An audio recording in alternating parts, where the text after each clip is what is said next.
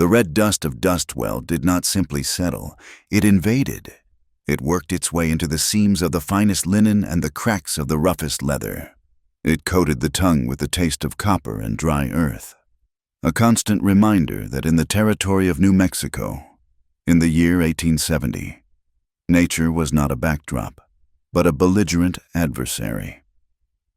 Clara Monroe knelt by the galvanized tub behind the saloon, her knuckles raw and pink from the lye soap.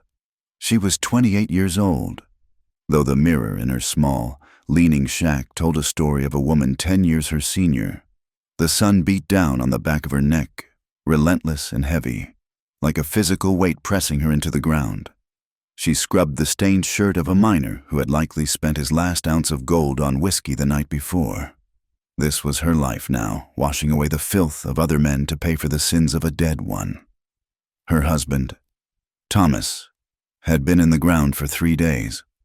The official story, the one Sheriff Cole Avery had scrawled into the town ledger with a boredom that bordered on insult, was an accident. A wagon had overturned while hauling timber for Silas Murdoch's new barn. The horses had spooked. Thomas had been crushed. It was a tragedy. They said, a terrible, unfortunate twist of fate. But Clara knew better. She knew Thomas was an excellent driver. She knew the wagon axle had been cracked for weeks, and she knew Thomas had begged Silas for the money to fix it. Silas had refused, and now Thomas was gone, leaving Clara with nothing but a silence that rang louder than the saloon piano and a piece of paper that Silas called a contract.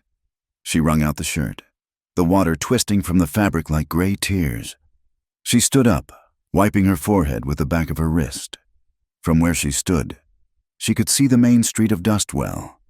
It was a scar of beaten earth running through the sagebrush, lined with false front buildings that looked as if a strong wind might topple them domino style. The Golden Nugget Saloon, the livery stable, the general store, all of them belonged, in one way or another, to Silas Murdoch. He was the spider at the center of this dusty web. Later that afternoon, the bell of the small wooden church tolled, a lonely, hollow sound that seemed to be swallowed instantly by the vastness of the prairie. It was time for the service. Clara changed into her only black dress, a garment she had dyed herself, the fabric stiff and smelling faintly of vinegar. The funeral was sparsely attended. Reverend Elijah Stone stood at the head of the fresh grave, his Bible open, his voice fighting against the wind. A few women from the church choir stood in a cluster, holding their bonnets, whispering behind their hands. The men of the town stood further back, leaning against the fence posts, smoking tobacco and talking in low rumbles. They were not there to mourn Thomas. They were there to see what would happen to his widow.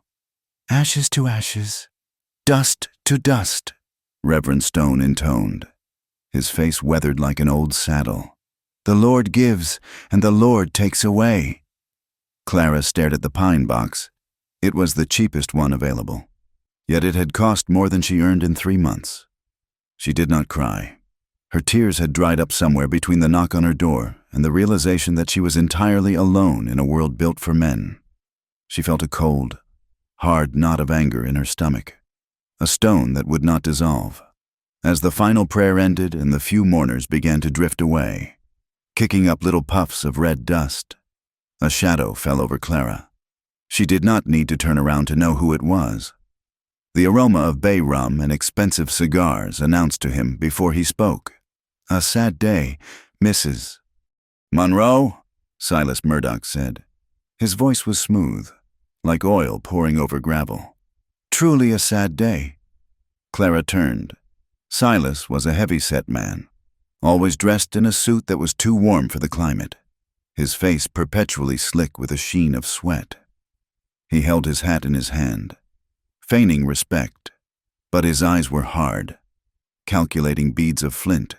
Behind him, leaning casually against a tombstone, was Sheriff Cole Avery, his hand resting habitually on the butt of his revolver. "Mr. Murdoch," Clara said, her voice steady despite the trembling in her knees. "Thank you for coming." "I wish to pay my respects," Silas said.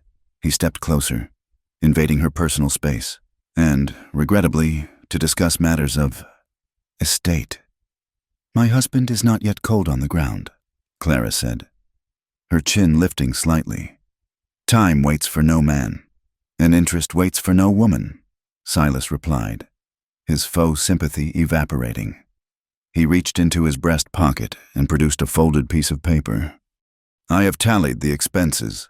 The doctor who attended him in his final moments, though it was futile, the undertaker, the plot, and, of course, the outstanding balance on the wagon and the feed Thomas purchased last month on credit. He held the paper out. Clara did not take it. She knew the number would be impossible. It comes to $450, Silas said, naming a sum that might as well have been $1 million. Clara felt the breath leave her lungs. That is impossible. Thomas earned $30 a month. And he spent $40. Silas shrugged. The debt passes to the spouse. That is the law. Sheriff. That is the law. Clara, Cole Avery piped up, his voice scratching like dry leaves. Everything legal and proper. I have no money. Silas, you know that, Clara said, dropping the formalities. I am washing clothes for the miners. I am sewing until my fingers bleed. I can pay you $1 a week. Silas chuckled, a low, wet sound. $1 a week would not even cover the interest. My dear, you would be in debt until the next century. He took a step closer, lowering his voice so the retreating mourners would not hear. However, I am a reasonable man. I hate to see a woman of your pleasant disposition ruin her hands with lye soap. Clara stiffened. She knew what was coming.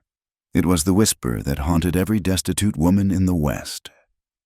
The Golden Nugget is looking for hostesses, Silas said, his eyes raking over her mourning dress as if he could see through the stiff black cotton. Work in the evenings, serve drinks, talk to lonely men, perhaps, comfort them. A woman of your age, with your figure.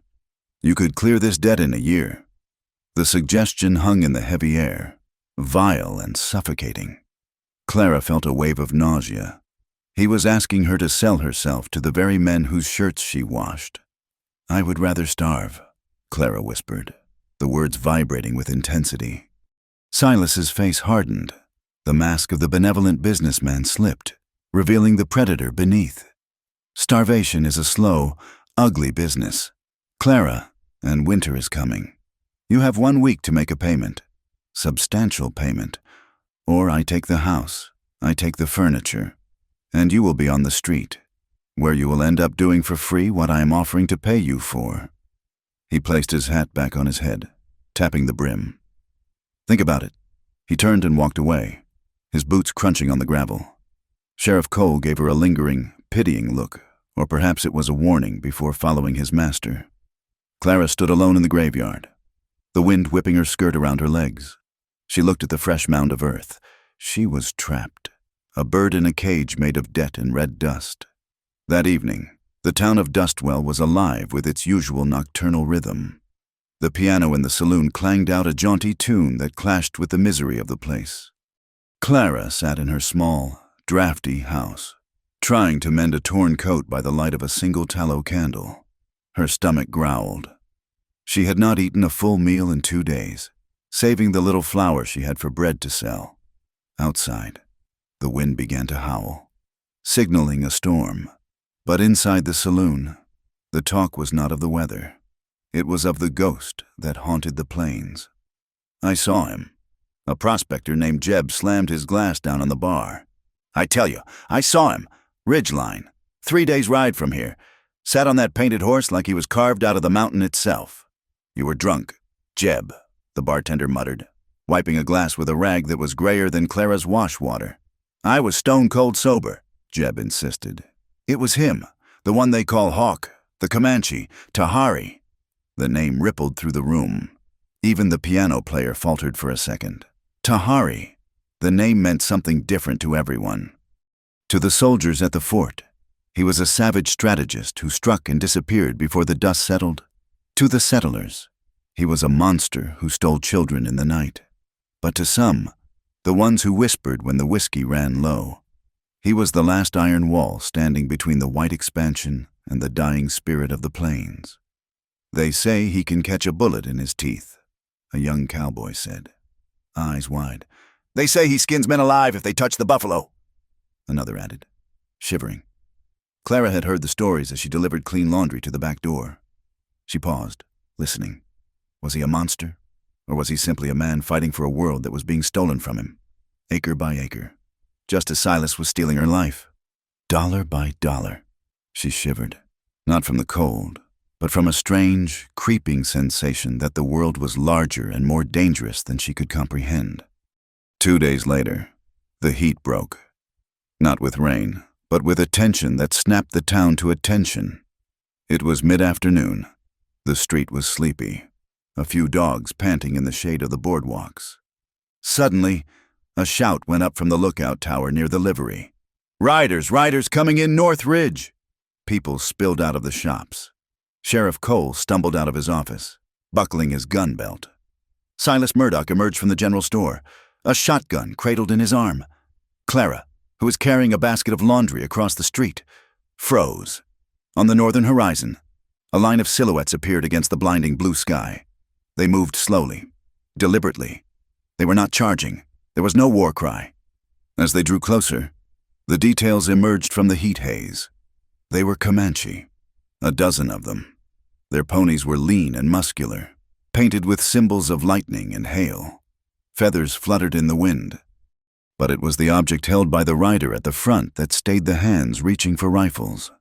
A white flag, a ragged piece of cloth tied to a spear, snapping in the wind. The town of Dustwell held its breath. The Comanches rode straight down the main street, their horses' hooves making a soft, rhythmic thumping on the packed earth. The silence was absolute, save for the creak of leather and the snort of a pony. The leader stopped his horse directly in front of the general store, where Silas and the sheriff stood. He was magnificent. That was the only word Clara's mind could form, even through her fear. He was broad-shouldered, his chest bare and bronzed, streaked with clay paint. His hair was long and black, bound with leather and silver. His face was a landscape of harsh angles and stoic calm, but his eyes dark, intelligent, and piercing missed nothing. They swept over the cowering townspeople, over the guns, over the sheriff, and finally rested on Silas. This was him, Tahari, the hawk.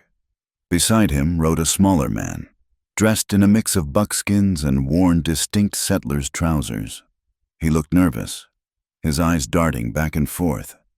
"We come to talk," the smaller man called out in English, his voice cracking slightly. Under the flag of truce. Silas lowered his shotgun an inch, but his finger remained near the trigger. "We have no quarrel with you today. Comanche, but you are far from the reservation lines." The interpreter spoke to Tahari in a fluid, guttural tongue. Tahari listened, his expression unchanging, then replied with a few short words. "My chief says the lines are drawn by white men on paper, but the wind blows where it wills," the interpreter translated. "He says the winter was hard. The buffalo are few. We have furs. We have meat. We wish to trade for flour, for salt, for medicine." Silas narrowed his eyes. He was a businessman first, a bigot second. He looked at the bundles of furs strapped to the pack ponies. High-quality beaver, buffalo, maybe even wolf, worth a fortune in St. Louis. "Trade," Silas repeated, the word tasting like opportunity. "I suppose my store is open to all who can pay." Clara watched from the shadow of the overhang. She saw the way Tahari sat his horse relaxed yet ready to kill in a heartbeat. She saw the pride in his posture. He was begging for food, yet he looked like a king addressing a peasant. Tahari dismounted. The movement was fluid, like water flowing over a rock. He signaled his men to stay back and walked toward the porch of the store, the interpreter scurrying beside him. As he passed Clara, he stopped. For a second, time seemed to suspend itself. He turned his head and looked at her. Clara pressed her back against the rough wood of the wall, clutching her laundry basket as if it were a shield. She expected hostility. She expected the savage glare the stories promised. Instead, she saw curiosity. He looked at her worn hands, her pale, tired face. the black dress that hung too loosely on her frame. His gaze was intense, stripping away the layers of social pretense. It was not a lewd look. Like Silas's, it was a look of assessment. He was seeing her pain, her hunger. Then, just as quickly, he looked away and stepped up onto the porch. Silas ushered them inside, signaling for Cole to keep the crowd back. "Stand down, boys," Silas called out. "Let's see what they have brought."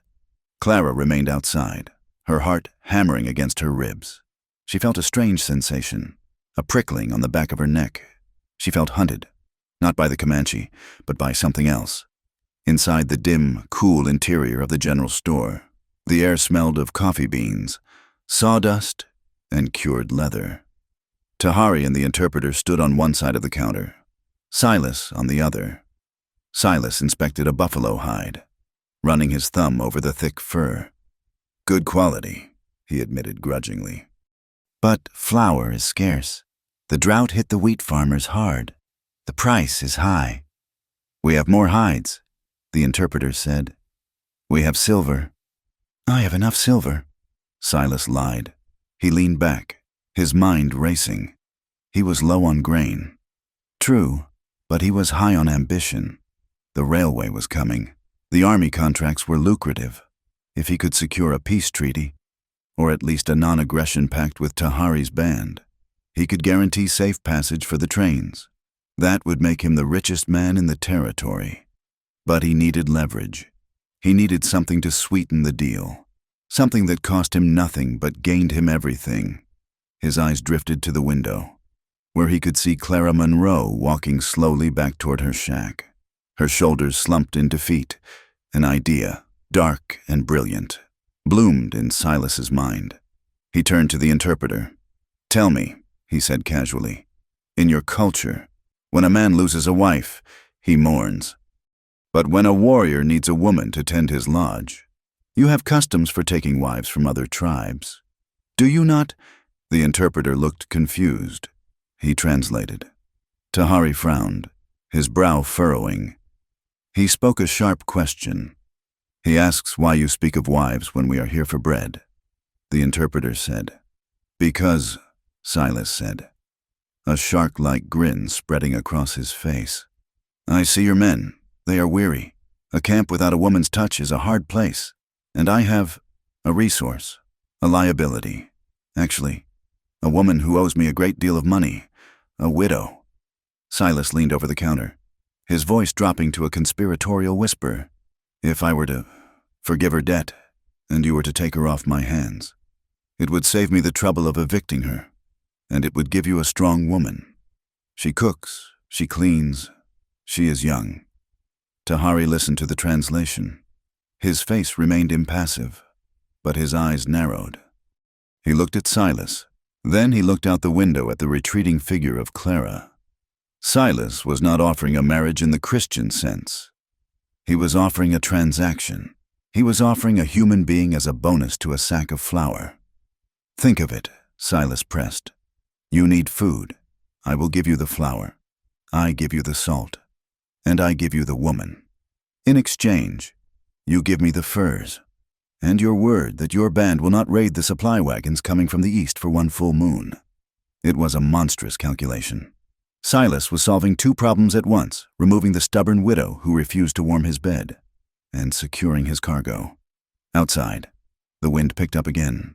The sky turned a bruised purple as the sun began to dip. Clara reached her shack and pushed the door open. The hinges screamed. She set the basket down and sat on the edge of her narrow bed. She looked at the empty cupboard. She did not know that in the general store, her fate was being weighed on a scale against sacks of grain and salted pork. She did not know that the man with the eyes of a hawk was listening to her value being reduced to dollars and cents. She only knew that the dust was seeping in under the door, rising like a red tide, threatening to bury her alive. She wrapped her arms around herself and rocked back and forth, the silence of the empty house screaming in her ears. She was alone, and in Dustwell, being alone was a death sentence. But as the first grains of sand from the approaching storm hit the window pane, Clara felt a strange resolve. She would not go to the saloon. She would not sign Silas's papers. She would fight, even if she had to fight with nothing but her fingernails and her pride. She had no way of knowing that the fight had already changed. The enemy was no longer just starvation or debt. The enemy was a handshake taking place 100 yards away, sealing a deal that would tear her from the only world she knew and cast her into the wild unknown. The storm howled outside, a beast demanding entry. Clara closed her eyes. "Help me," she whispered to the empty room.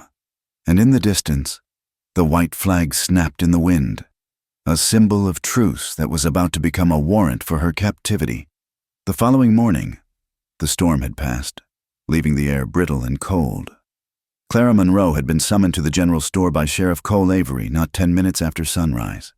He had not given a reason, only a grunt and a hand resting meaningfully on his holster. She walked into the store now, her stomach a hollow pit of dread. The store was already occupied. The air was thick with tension, smelling of stale tobacco smoke, unwashed bodies, and the sharp, piney scent of the Comanche men who stood near the counter. Tahari stood in the center of the group, his presence dominating the cramped space. He did not lean or slouch. He stood with the relaxed readiness of a predator, his dark eyes moving slowly over the shelves of tinned peaches, bolts of calico, and barrels of nails. Beside him, the interpreter, a man named Two Tongues by the locals, looked nervous, shifting his weight from foot to foot. On the counter lay the wealth of the plains, a stack of cured buffalo hides, thick and lustrous, a pile of beaver pelts, and several small, intricately woven sacks of dried corn. It was a king's ransom in raw materials, but Silas Murdoch looked at it with a sneer of calculated dissatisfaction. "It is good fur," Silas admitted, picking up a beaver pelt and blowing into the undercoat to check its density. "But flour is gold this year. My friends, the drought took the wheat. The trains are delayed to feed a whole band. This is not enough." He tossed the pelt back onto the pile with dismissive arrogance. Clara stood in the corner, trying to make herself invisible behind a display of shovels. She had been ordered to restack the tins of beans by Silas's clerk earlier, but she knew that was just a pretext to keep her there. She felt like a prop in a play she did not understand. "We offer all we have." Two Tongues translated for Tahari. "The winter comes. The children need bread. The hunters need salt for the meat." Tahari spoke then, his voice a deep rumble that seemed to vibrate in the floorboards. He gestured to the hides, then to the sacks of flour stacked behind the counter. His meaning was clear, a fair trade for survival. Silas leaned back, hooking his thumbs into his waistcoat. He let his gaze drift slowly, deliberately, until it landed on Clara. The look made her skin crawl. It was the look a butcher gave a side of beef, estimating the cut and the weight. "You know," Silas drawled, his voice loud enough to carry to every corner of the room. "There are things more valuable in this territory than hides and corn. Comfort, obedience, a woman's touch." The shop went silent. Even the fly buzzing against the window pane seemed to pause. "My friend here," Silas gestured vaguely at Tahari. "He is a leader, a war chief, a man of status." "Surely, a man of status needs a keeper of the lodge, someone to cook, to clean, to mend the leathers." He turned his full attention to Clara. "Mrs. Monroe here," he said, his voice dripping with false pity, "is in a terrible bind, a tragic situation. Her husband, rest his soul, left her with a mountain of debt, $450, to be exact. She is destitute, homeless, practically, and frankly, a burden on the town's charity." Clara dropped the tin of beans she was holding. It hit the floor with a sharp clang that sounded like a gunshot. "That is a lie." Clara cried out, stepping forward, her fear momentarily eclipsed by outrage. "I work for every cent I earn. Silas Murdoch, I ask for no charity." Sheriff Cole moved instantly. He stepped between Clara and the counter, his hand dropping to the heavy Colt on his hip. He did not draw it, but the threat was as clear as a shout. "Easy now. Clara, Mr. Murdoch is speaking." Silas ignored her outburst, smiling that oily smile at Tahari. "You see spirited, strong. She washes, she sews, she cooks a fine stew, but she cannot pay her debts. In our law, when a person cannot pay, their labor can be reallocated. He leaned over the counter, his eyes locking with Tahari's. I am proposing a trade. You take the woman. She works for you. She tends your lodge. In exchange, I wipe her debt clean, and I give you 10 sacks of flour, 10 sacks of the finest white flour, 2 barrels of salt, and a bag of coffee. Silas paused for effect. Think of it. The bread from that flour will feed your hungry children through the snow. And the woman, well, she is just a bonus. Clara felt the blood drain from her face. The room spun. He was selling her. He was actually selling her, right there in front of the tinned peaches and the pickaxes, as if she were a mule or a slightly used saddle. You cannot do this, Clara gasped, looking frantically around the room. A few local men were lounging near the door, watching with expressions ranging from amusement to mild discomfort. But none moved to help. I am a citizen. I am not property. You are a debtor, Silas snapped, his voice hard. And the law says a debtor must satisfy the creditor. This is the satisfaction I choose. Tahari had not moved. He watched the exchange with an unreadable expression. He looked at Silas, seeing the greed and the cruelty etched into the white man's soft face. Then he looked at Clara. He saw the terror in her eyes. Yes, but he also saw the way her hands were balled into fists at her sides. He saw the way she stood, trembling but upright, refusing to cower even with the sheriff's gun inches from her. He saw the dark circles under her eyes, the redness of her knuckles from the lye soap. He understood the concept of debt. He understood trade, but selling a person like a sack of grain, that was a white man's sickness. Yet, he looked at the flour. He thought of the hollow cheeks of the children in his camp. The winter was coming fast, and the buffalo had been scarce. 10 sacks of flour would mean life. He looked back at Clara. If he left her here, this man, this soft, sweating snake would crush her. He would take her home. He would take her dignity. And eventually, he would take her life. Tahari felt a strange conflict in his chest. To buy a woman was against his honor, but to leave her here was a death sentence he could not witness. He spoke 2 tongues. Ask him. 1 year. She works. Then she is free. Silas laughed. 1 year, 10 years. It makes no difference to me. Once she is gone, the debt is cleared. She is your problem. Tahari nodded slowly. He pointed to the flour. Then he pointed to Clara. Bread, he said in English, the word heavy and foreign on his tongue. And woman. Silas clapped his hands together. Done a pleasure doing business with you, Chief. He signaled to his clerks. Load up the flour, boys, and get the lady's things. Not that she has much. The reality of it crashed down on Clara. She watched as a clerk brought out a fresh, crusty loaf of bread, a sample from the bakery next door, and placed it on the counter next to the lead sack of flour. See, Silas grinned. This bread will save your tribe. Clara stared at the loaf. It was golden brown, dusted with flour. It smelled of yeast and warmth. It was the most beautiful thing she had ever seen, and she hated it. That loaf of bread was her price. Her life, her freedom, her body all equal to yeast and water and heat. Tahari reached out and picked up the loaf. He did not bite into it. He held it for a moment, feeling its weight. Then he looked at Clara. His eyes were not triumphant. They were somber. He was not looking at his property. He was looking at a human being who had just been shattered. Come, Tahari said to her. It was not a command, but it was not a request either. It was a statement of fact. No, Clara whispered, backing away. I won't go. You can't make me. Sheriff Cole stepped forward, grabbing her arm. His grip was bruising. Now don't make a scene. Clara, it's done. Silas has the papers drawn up right here. He dragged her to the counter where a piece of paper lay waiting. The ink was still wet. Sign it, Cole hissed, or I throw you in the cell for fraud and vagrancy. And believe me, the cell is a lot colder than a Comanche tent. Clara looked at the paper. The letters swam before her eyes. Agrees to service in lieu of payment.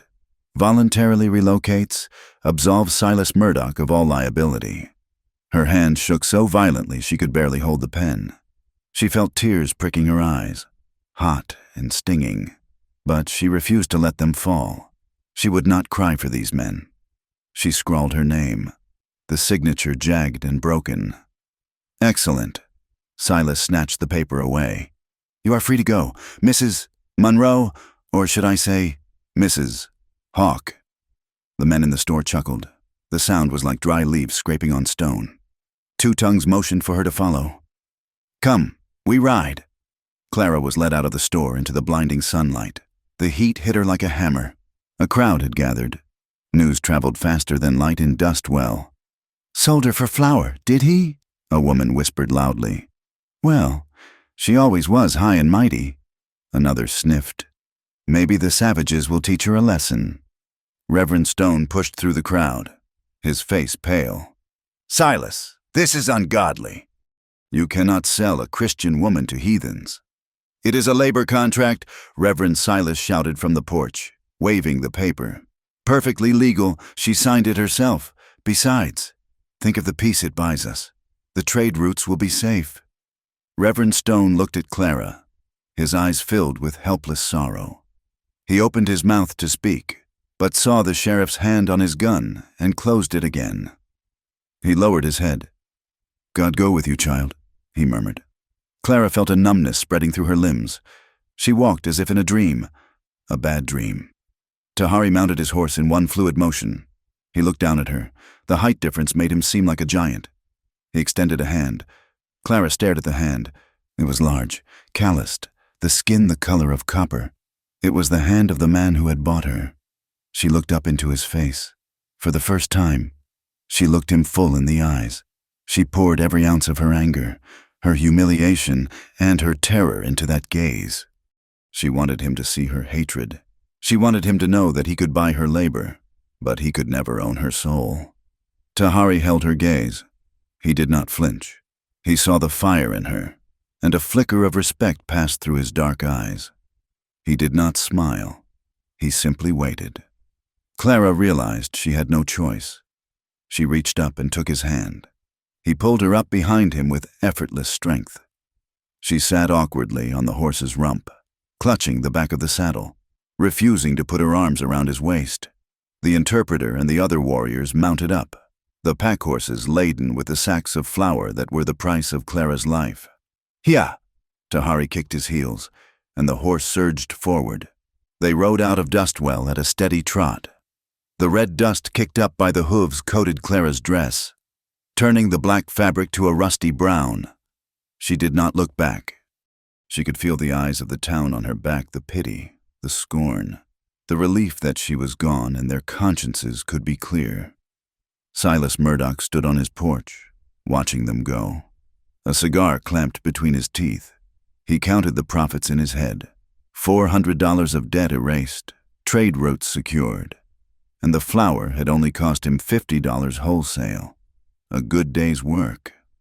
As the town of Dustwell faded into the heat haze behind them, the silence of the prairie enveloped them. It was a vast, terrifying silence. Clara felt the warmth of Tahari's back radiating through his buckskin shirt. She hated that warmth. She hated that she had to rely on his balance to keep from falling. They rode for hours. The sun began to dip toward the horizon, painting the sky in violent shades of orange and violet. The landscape changed from the flat, dusty scrub around the town to rolling hills covered in golden grass. Finally, as the first stars began to prick the darkening sky, Tahari raised a hand. The group halted near a small cluster of cottonwood trees beside a dry creek bed. They dismounted. Clara's legs were stiff and sore. She slid off the horse and nearly collapsed, but she caught herself on the stirrup. She would not fall, not in front of them. The men moved efficiently, setting up a makeshift camp. They started a small fire, careful to keep it hidden in the depression of the creek bed. Tahari walked over to one of the pack horses. He untied a leather pouch and took out something. He walked back to where Clara stood, slightly apart from the group, hugging her arms against the evening chill. It was a piece of the bread, a large, jagged chunk, torn from one of the loaves they had traded for. He held it out to her. Clara looked at the bread.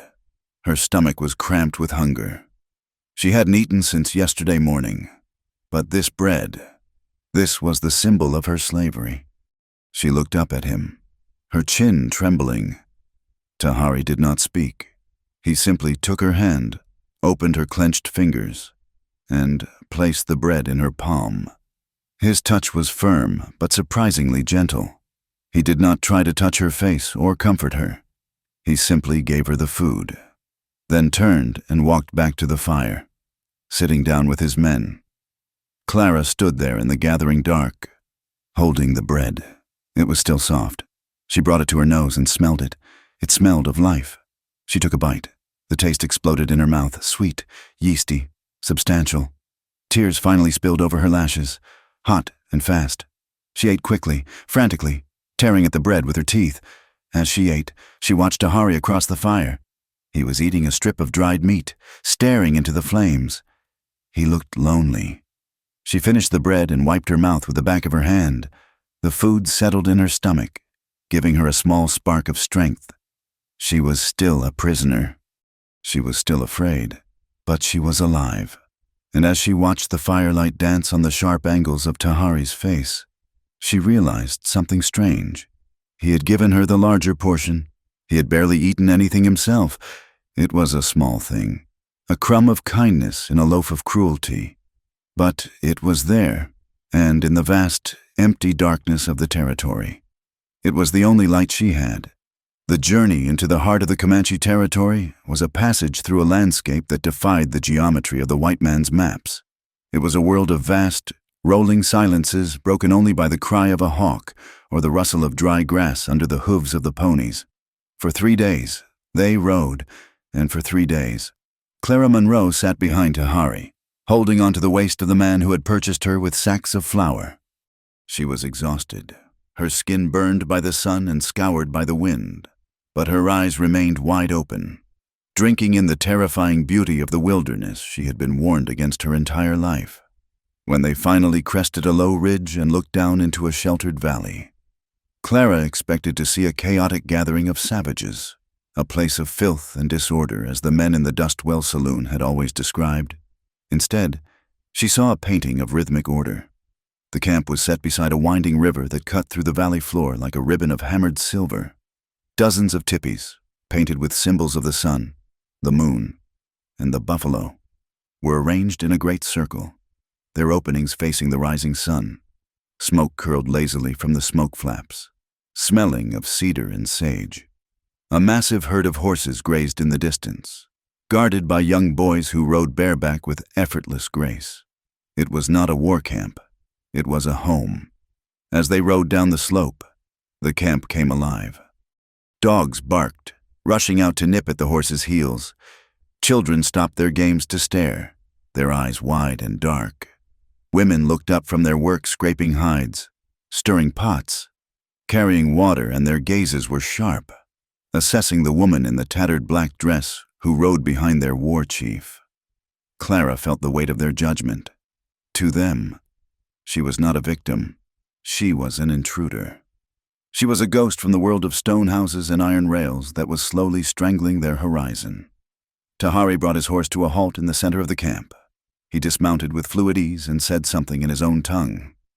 A murmur went through the crowd. He reached up, his face impassive, and waited for Clara. She slid down, her legs trembling so violently she nearly collapsed.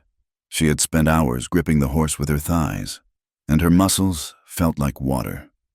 Tahari's hand shot out, steadying her by the elbow. His grip was firm, impersonal, yet it kept her from falling into the dust. "You stay," he said in English, pointing to a large lodge near the center. Before Clara could ask what that meant, an older woman stepped forward from the crowd. She was short and stout, her face a map of deep wrinkles that spoke of decades of sun and laughter and grief. Her hair was gray, braided with strips of red cloth, and her eyes were sharp as polished obsidian. This was rain in September. She walked up to Clara, ignoring Tahari completely. She looked Clara up and down, circling her like a buyer inspecting a horse, but without the malice Silas Murdoch had shown. She touched the fabric of Clara's dress, making a clicking sound of disapproval at the heavy, dusty cotton. Then she took Clara's hand. Clara flinched, expecting a blow. Instead, the woman turned Clara's hand over, looking at the calluses on the palm, the redness from the lye soap, the scars from needle pricks.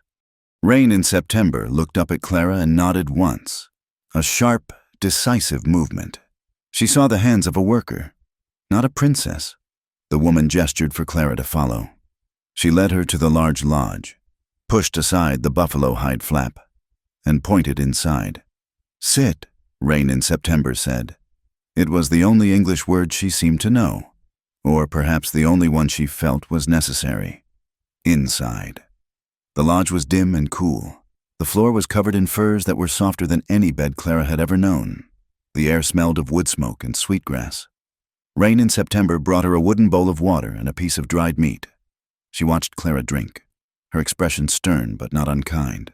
Then, using intricate hand gestures, she showed Clara a pile of blankets on the far side of the fire pit. "Sleep," her hands said. "You are safe here." Clara wanted to ask 1,000 questions. Am I a prisoner? Am I a slave? What will happen when the sun goes down? But the exhaustion was a heavy tide dragging her under. She curled up on the furs, clutching her knees to her chest, and fell into a sleep that was black and dreamless. She awoke to the sound of raised voices. It was evening. The fire in the center of the lodge had been built up, casting dancing shadows on the hide walls. Outside, the camp was humming with activity, but the voices she heard were just beyond the flap of the tent. She recognized the deep, resonating timbre of Tahari's voice. He was speaking calmly, but with an edge of steel. Another voice, higher and angrier, was shouting back. It was a man's voice, sharp with accusation. Clara crept to the edge of the entrance and peered through a small gap in the lacing. Tahari stood by the fire, his arms crossed over his chest. Facing him was a younger warrior with a scar running through his eyebrow, gesturing wildly toward the lodge where Clara lay. A group of elders sat in a semicircle, smoking pipes and listening intently. Two tongues, the interpreter, stood nervously to the side. Though Clara could not understand the words, the tone was unmistakable. The young warrior was angry. He pointed at the lodge, then mimed a throat-slitting motion, then pointed to the horizon. He was saying she was a danger, a spy, a burden. Why bring a white woman here when the food was already scarce? Tahari waited for the man to finish. When he spoke, his voice was low, causing the elders to lean in. He gestured to the sacks of flour stacked near the main fire, the price of Clara's freedom. Then he pointed to the lodge, and then to his own heart. He was not claiming he loved her. He was claiming responsibility. He had made a trade. His honor was bound to that trade. If they cast her out or killed her, his word would be worth nothing. The elders murmured amongst themselves. Finally, one of them, a man with hair white as snow, nodded. He spoke a single sentence. The angry young warrior glared at Tahari, spat on the ground, and stomped away into the darkness. Tahari stood alone for a moment, staring at the fire. His shoulders, usually so square and proud, slumped slightly. It was a microscopic movement, but Clara saw it. He was carrying the weight of the entire tribe's survival, and now he was carrying the weight of her presence too. He was walking a razor's edge between his people's safety and his own strange code of honor. Clara pulled back from the opening, her heart pounding. She was not just a stranger here. She was a spark that could ignite a firestorm within the tribe. The days that followed fell into a rhythm that was grueling but predictable.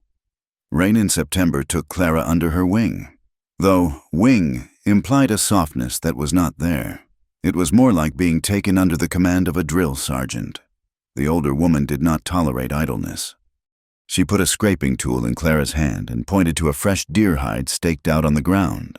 She showed Clara how to scrape away the fat and membrane, a task that required immense shoulder strength and hours of repetition. Clara's arms burned. Her blisters broke and bled, then calloused over, but she did not complain. She remembered the sneers of the men in Dustwell, the way Silas Murdoch had looked at her like a weak thing to be broken. She bit her lip until it tasted of iron and kept scraping. One afternoon, seeking a moment of respite, Clara took the waterskins down to the river to fill them. The camp was quiet during the heat of the day. The river was a cool, green sanctuary, shaded by cottonwoods that dropped their fluff like summer snow. She heard a splash and froze. Downstream, shielded partially by a willow thicket, Tahari was bathing. He stood waist-deep in the water, his back to her. He was washing the dust of the patrol from his skin. Clara intended to turn around and leave. Propriety demanded it. But her feet remained rooted to the muddy bank. It was his back that held her captive. From the distance of the general store, he had seemed like a statue of bronze perfection. But here, in the dappled light, the truth was written on his skin. His back was a map of violence. There was a long, jagged ridge of white scar tissue running from his shoulder to his hip, the mark of a saber slash, likely from a cavalry charge. There were round, puckered craters of old bullet wounds, and crossing it all were the thin, silvery lines of a whip. Clara's hand went involuntarily to her own throat, where a faint bruise from her late husband's grip had finally faded a month ago. She realized then that the monster the people of Dustwell feared was a man who had been hunted. Those whip marks spoke of a time in captivity, perhaps on a reservation or in a prison. The bullet holes spoke of a relentless defense of his land. He was not a savage beast born of darkness. He was a man who had been carved by the same violence that permeated the entire frontier. He carried his history on his skin, just as she carried her debts and her grief in the stoop of her shoulders. Tahari turned suddenly, sensing eyes on him.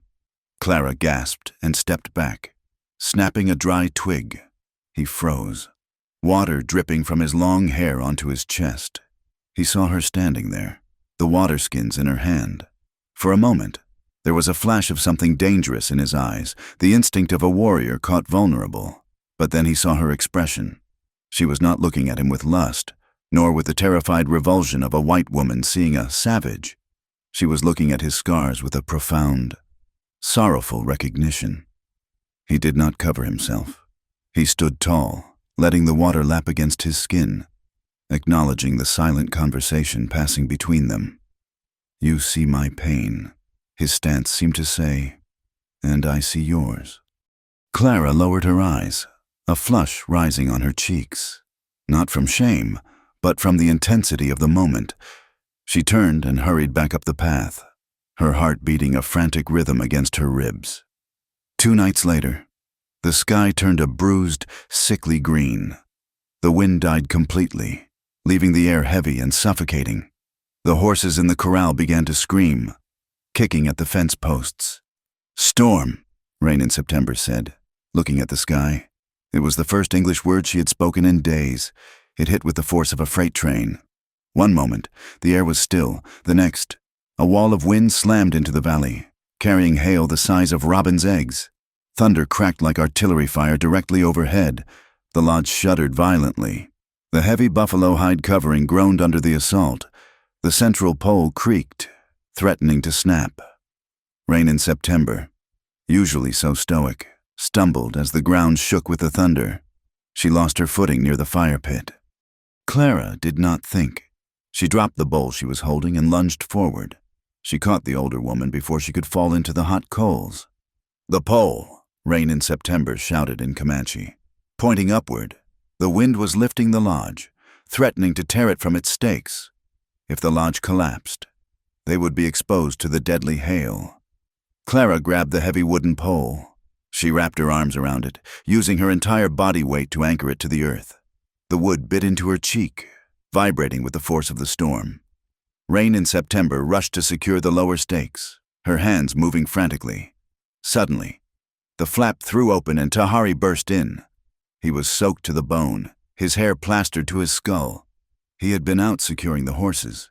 He saw Clara. She was small and pale, but she was hugging the central pole with a ferocity that matched the storm outside.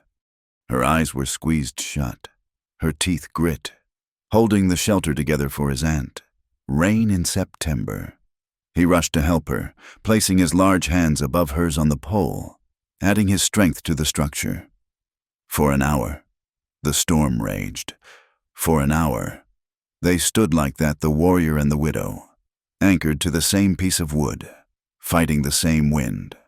When the wind finally died down to a manageable gust and the hail turned to rain, Clara's legs gave out. She slid down the pole to the earthen floor, shivering uncontrollably. It was not just the cold, it was the adrenaline crash. Her teeth chattered so hard she thought they might crack. Her skin was clammy and pale. She has the sickness of the shock, Rain in September murmured, touching Clara's forehead. And the damp has gone into her bones.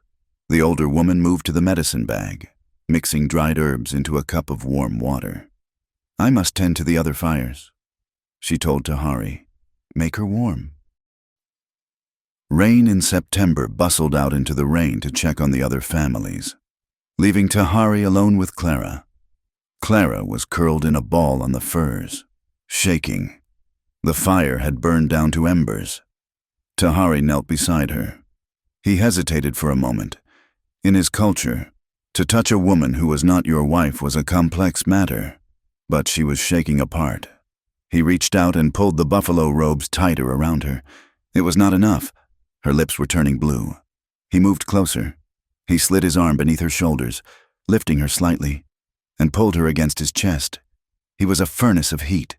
His skin, still damp from the rain, radiated warmth. Clara stiffened at first.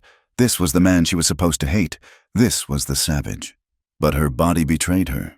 It craved the heat. She slumped against him, burying her face in the rough buckskin of his shirt.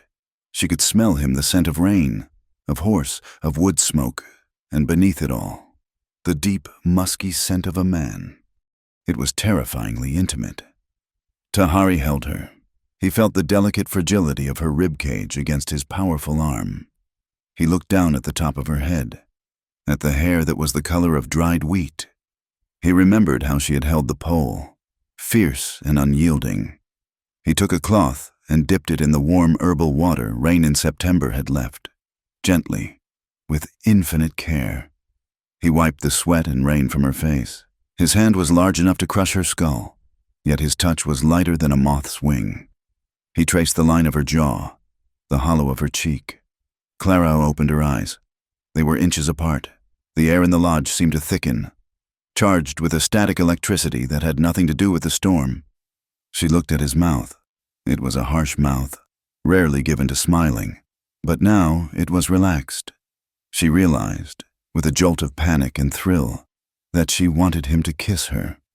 Not the brutal taking she had feared from Silas, but this slow, quiet recognition of shared humanity. Tahari felt the shift in her breathing. He felt the way her hand had unconsciously come up to rest on his chest, right over his heart. He could feel his own heart hammering against her palm. He pulled back, just an inch. To cross that line now would be to take advantage of her weakness. He was a warrior, not a thief. Sleep, he whispered, his voice rough. The storm is gone. He lowered her back onto the furs and tucked the robe around her chin.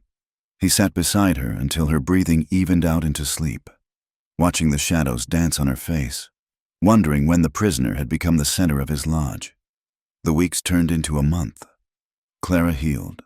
Her hands grew harder, her skin darker. She learned to pound the corn without blistering her palms. She learned to ride astride, moving with the horse rather than fighting it. She was not accepted by everyone. Some still spat when she passed, but the children had stopped running away. They were curious. One afternoon, a little girl named Lark brought Clara a handful of berries. Clara smiled and taught the girl the English word berry. The girl laughed and taught Clara the Comanche word. It was a small bridge, but it held. Then, the outside world came crashing back in. A trader arrived, a Comanchero with a wagon full of whiskey and guns. He spoke a broken mix of Spanish and English. He sat by the fire with Tahari and the men, drinking coffee. Clara was serving the food, keeping her head down. Bad news in the towns, the trader said, spitting tobacco into the fire. Big talk in Dustwell. Clara froze, the ladle hovering over the pot.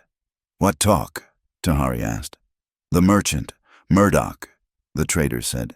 He is telling everyone a story. He says the savages came down and stole a white woman, dragged her screaming from her home. He says she is being tortured. He is raising money for the cavalry to come and rescue her. The trader laughed. He says he is a heartbroken man, worried for the poor widow Monroe. Clara dropped the ladle. It splashed hot stew onto the fire, sizzling loudly. She spun around, her eyes blazing.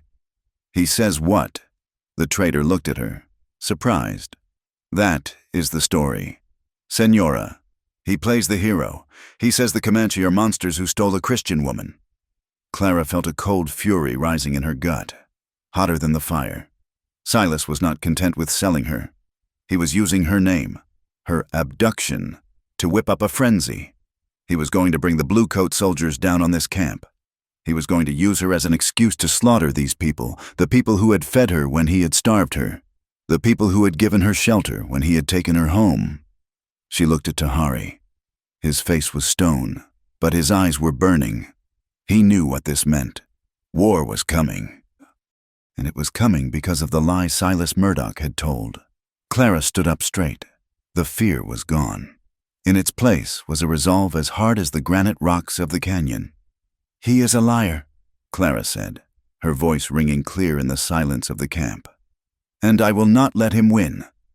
She looked at Tahari, and in that moment, the barrier between them shattered completely.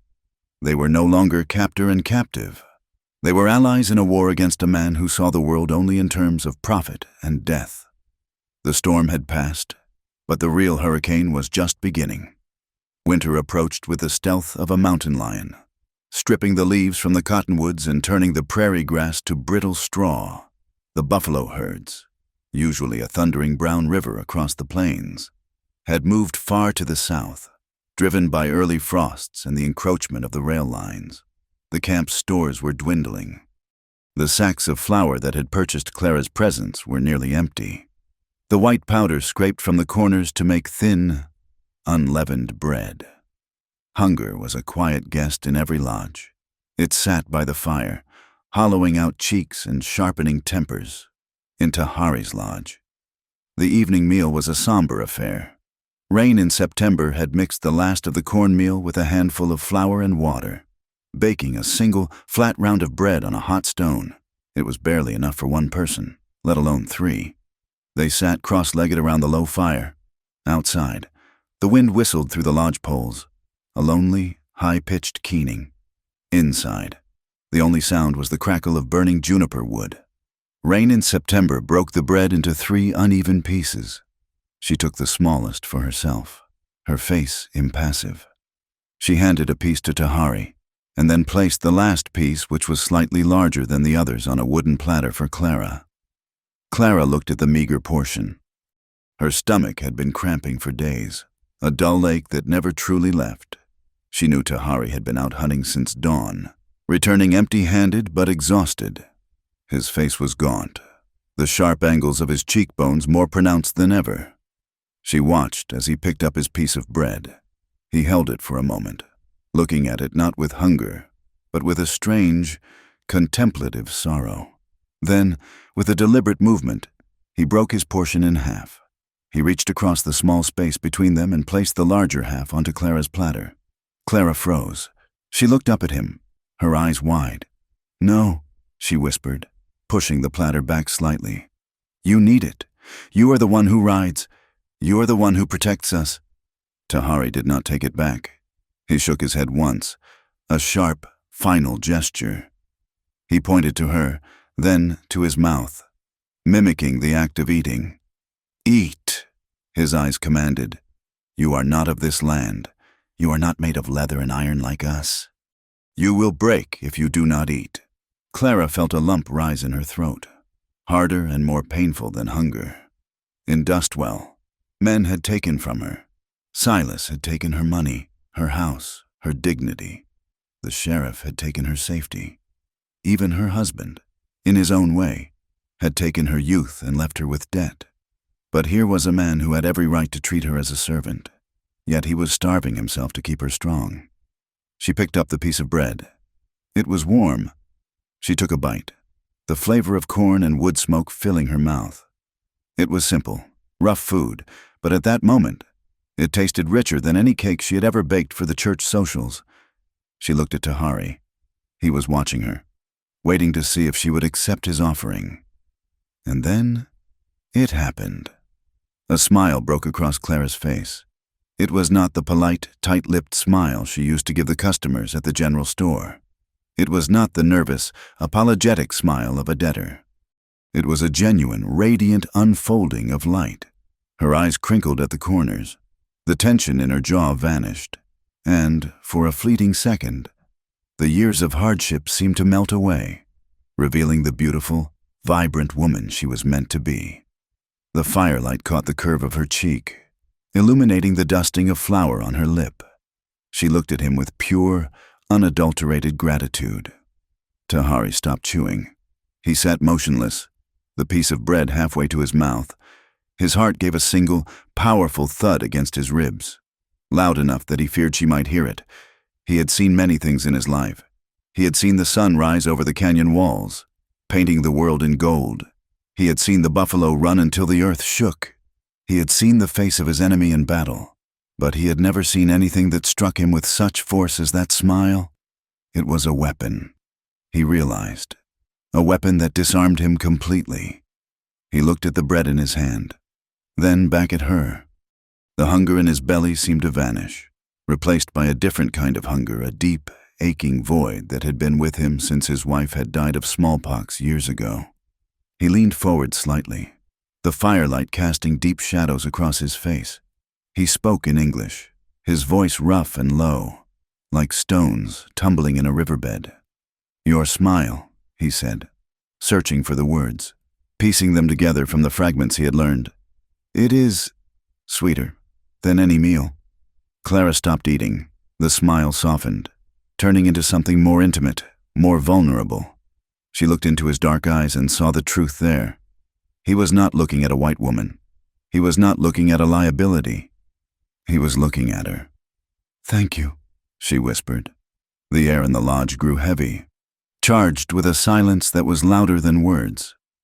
Rain in September, pretending to be busy with her sewing, glanced between them with a knowing look, hiding a small smile of her own behind her hand. Later that night, the camp settled into sleep. The moon was high and full, turning the frost on the grass into a sea of diamonds. Clara could not sleep.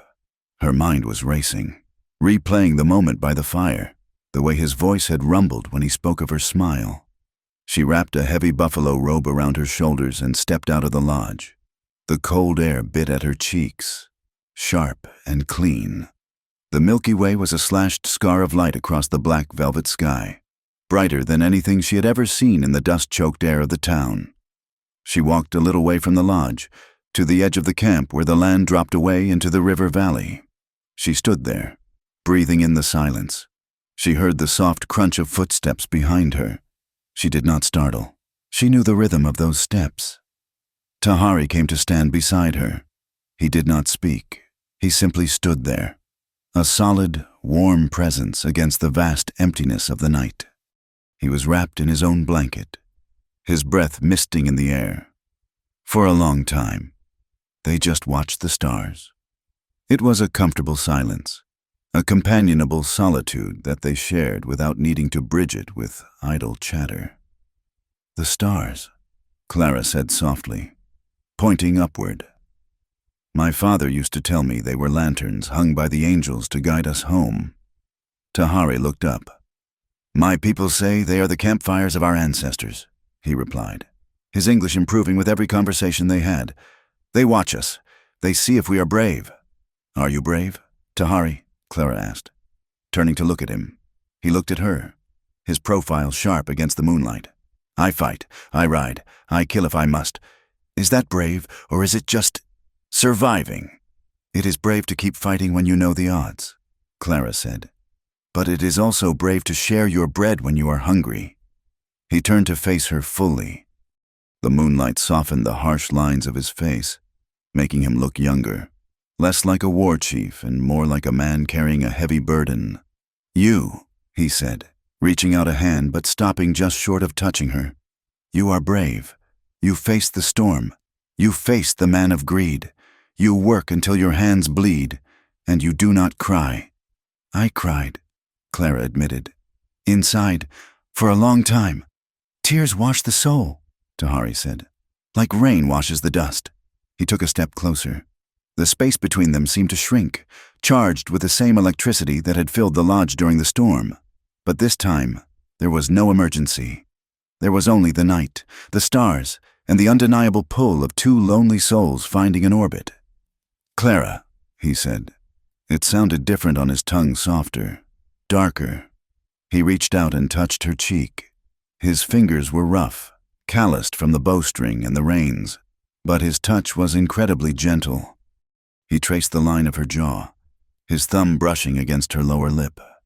Clara's breath hitched. She did not pull away. She leaned into his hand, closing her eyes. She felt the heat of him, the smell of wood smoke and leather that was now the scent of safety to her. Tahari lowered his head slowly, giving her every chance to back away. When she did not, he closed the distance. His lips brushed hers. It was tentative at first, a question asked in the dark. "Is this allowed? Is this real?" Clara answered by rising on her toes, pressing closer to him. Her hands came up to grip the front of his buckskin shirt. The kiss deepened.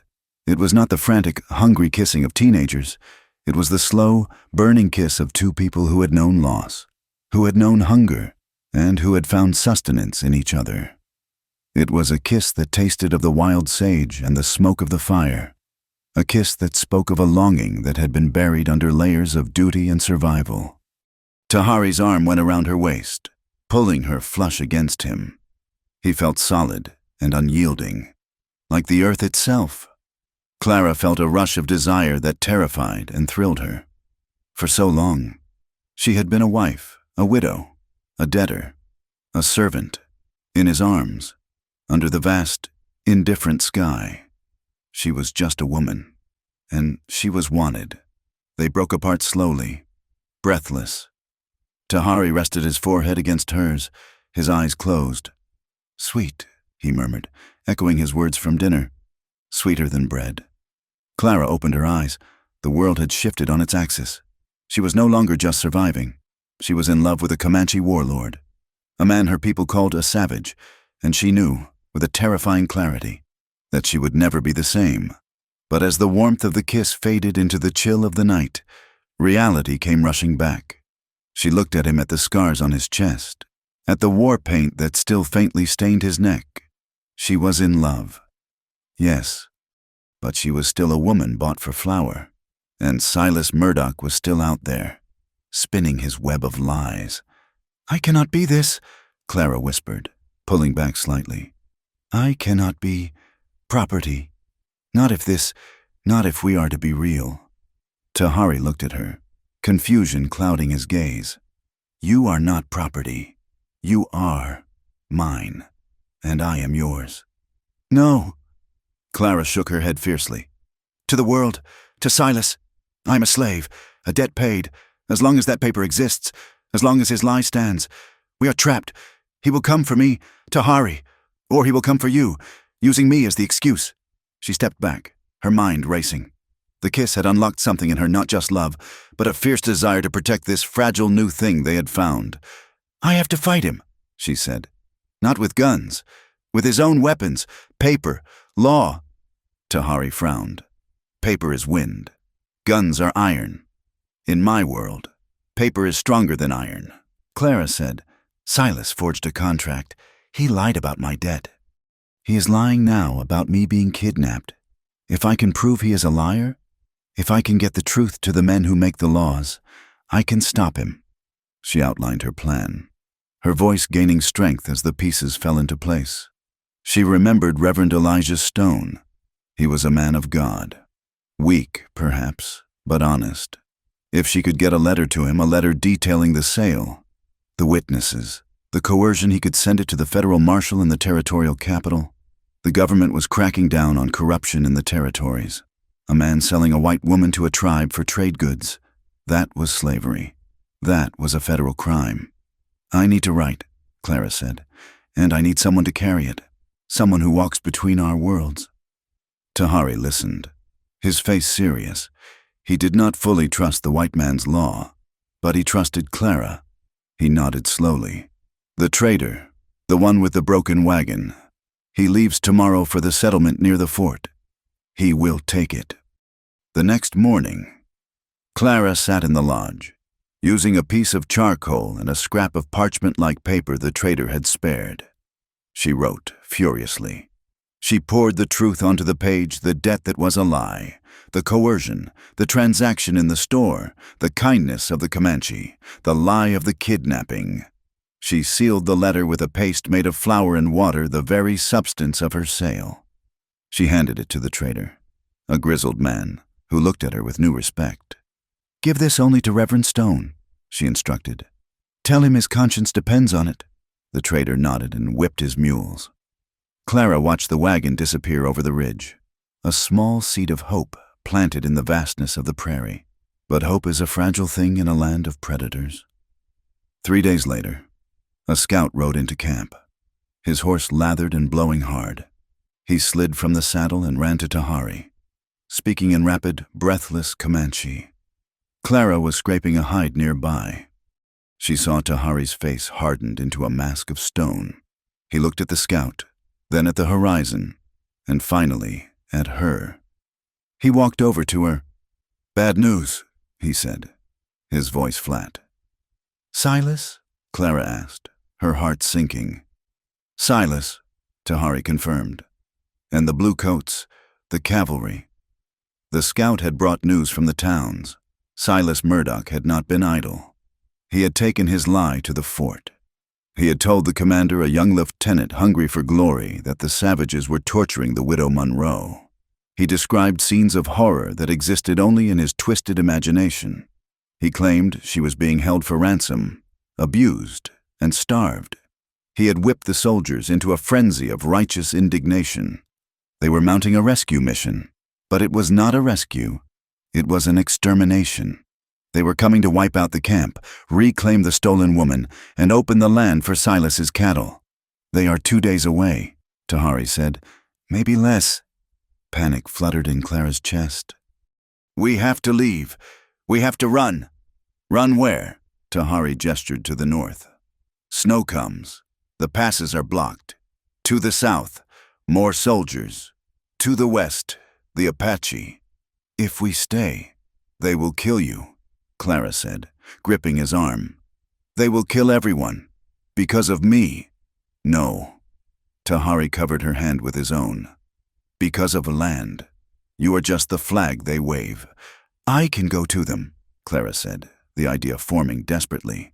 "I can ride out, meet them, tell them I am fine, tell them I came willingly." "They will not believe you," Tahari said. "Silas will say we drugged you, or that we threatened you, and once they have you, they will attack anyway. They want the river. They want the valley." He looked around the camp at the children playing with stick horses, at the women cooking, at the old men smoking. "We cannot run fast enough with the little ones. We must stand. We must fight." That night, the camp was a hive of grim preparation. The women were bearing extra food and tools. The men were sharpening lances and cleaning rifles. The atmosphere was heavy with the scent of impending violence. Clara sat in the lodge, cleaning Tahari's rifle. Her hands were steady, but her mind was screaming. She had started this, even if she hadn't meant to. Her presence was the catalyst. The flap opened and Tahari entered. He looked tired. He sat beside her, watching her hands work the rag over the metal barrel. "You have the hands of a warrior now," he said softly. Clara looked up. "I don't want to be a warrior. I just want peace. I want bread that doesn't taste of guilt." Tahari reached out and took the rifle from her. Setting it aside, he pulled her into his arms. "Tonight," he said, "we do not think of war. Tonight, we are just us." He lowered her back onto the furs. The fire had died down to a soft, glowing bed of coals. The shadows were long and intimate. He began to undress, revealing the scars that Clara had seen by the river. In the dim light, they looked like ancient runes carved into living rock. Clara reached out and traced the long, jagged slash across his chest. "Does it hurt?" she whispered. "Only when I remember the day I got it," he said. "My brother died that day." "I have scars too," Clara said. She unbuttoned the high collar of her dress, revealing the faint, faded marks on her shoulder and neck. Thomas, he was not a good man when the drink took him, and the town, their eyes left scars deeper than fists. Tahari kissed the old bruise on her shoulder. It was a gesture of reclamation. He was kissing away the memory of the other man, claiming her skin as sacred ground. "No more," he whispered against her neck. "No more hurt, only this." He kissed her, and this time, there was no hesitation. The kiss was hungry, desperate, fueled by the knowledge that death was riding toward them from the east. Clara clung to him. She felt the heavy beat of his heart against her own. She felt the roughness of his hands, the smoothness of his skin, the strength of the muscles that had drawn bows and wrestled horses. They moved together in the flickering light, a tangle of limbs and breath. It was not just an act of passion. It was an act of defiance. In the face of annihilation, they were choosing life. They were choosing to create a moment of perfect, absolute connection that no bullet and no lie could ever erase. Tahari moved over her. His eyes locked on hers. He did not look at her as a conquest. He looked at her as his equal, his partner, his breath. "Clara," he whispered, her name a prayer. "Tahari," she answered, pulling him down. The wind howled outside, carrying the scent of snow and gunpowder. But inside the lodge, there was only the fire, the furs, and the two of them, trying to burn bright enough to hold back the encroaching dark. They loved with the desperation of the condemned and the tenderness of the saved, knowing that when the sun rose, the world would try to tear them apart as they lay together afterwards, limbs entwined. Clara listened to the steady rhythm of his breathing. She made a silent vow. She would not let Silas Murdoch win. She would not let him turn this man, this love, into a tragedy. She would fight, and if she had to, she would kill, because she was no longer the widow Monroe. She was the woman who had found a love sweeter than bread, and she would defend it with her last breath. The dawn did not break gently over the valley. It was shattered. The sky was the color of a bruised plum, hovering between the deep indigo of night and the gray of morning. When the earth beneath Clara's cheek began to tremble, it was a rhythmic vibration, low and menacing, like the heartbeat of the earth accelerating in panic. Inside the lodge, Tahari's eyes snapped open. He did not wake like a man emerging from sleep, but like a wolf sensing a shift in the wind. In one fluid motion, he was on his feet, his rifle in his hand before the first shout tore through the silence of the camp. Then, the bugle sounded. It was a brassy, discordant shriek that cut through the morning mist, followed immediately by the thunder of hooves and the crack of carbine fire. "Stay low," Tahari commanded, his voice rough with urgency. He grabbed his bandolier and shoved a knife into his belt. "Move to the riverbank. Go to rain in September." Clara scrambled up, her heart hammering against her ribs like a trapped bird. The flap of the lodge was thrown open, and the chaos of the world rushed in. The air, which moments before had smelled of dew and dying embers, was now acrid with the stink of black powder. Outside, the camp was a kaleidoscope of panic. Women were screaming, gathering children into their arms and running toward the cover of the cottonwoods. Warriors, half-dressed but fully armed, were sprinting toward the perimeter, returning fire at the line of blue-coated figures charging down the ridge. The cavalry had arrived, and riding with them, like a vulture circling a dying animal, was the shadow of Silas Murdoch.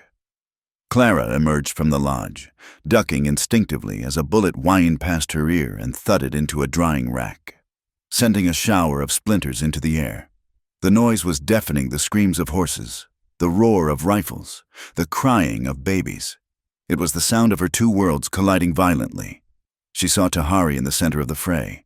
He was not running blindly. He stood near the council fire, shouting orders in Comanche, directing the defense. He pointed groups of younger men to the flanks, trying to prevent the soldiers from encircling the camp. He raised his rifle, took a breath, and fired. A horse on the ridge went down, throwing its rider. Tahari did not cheer. He racked the lever of his Winchester and fired again, his face a mask of grim concentration. He was shooting to stop the charge, to buy time for the women and children to escape. He was fighting with the precision of a surgeon, trying to excise the threat without slaughtering the men who were merely following orders. It was a display of restraint that spoke of his character. He was protecting his home, not seeking a bloodbath. Clara turned to run toward the river, but a hand grabbed her arm. It was rain in September. The older woman's face was smeared with soot, but her eyes were clear and fierce. She shoved a heavy object into Clara's hands. It was an old Colt Navy revolver, the metal cold and heavy. "Shoot," Rain in September said, the English word sharp as a whip crack. She pointed toward the line of willows where the children were huddled. "Protect." Clara stared at the gun. In Dustwell, she had been told that guns were for men, that her hands were made for scrubbing and sewing. But the world of Dustwell was gone. Here, in the smoke and the screaming, gender meant nothing. Only survival mattered. A soldier broke through the defensive line. He was young, his face twisted in fear and adrenaline, his horse foaming at the mouth. He swung his saber, riding hard toward the group of children near the riverbank. Little Lark, the girl who had taught Clara the word for berry, froze in the open, paralyzed by the sight of the thundering beast. Clara did not think.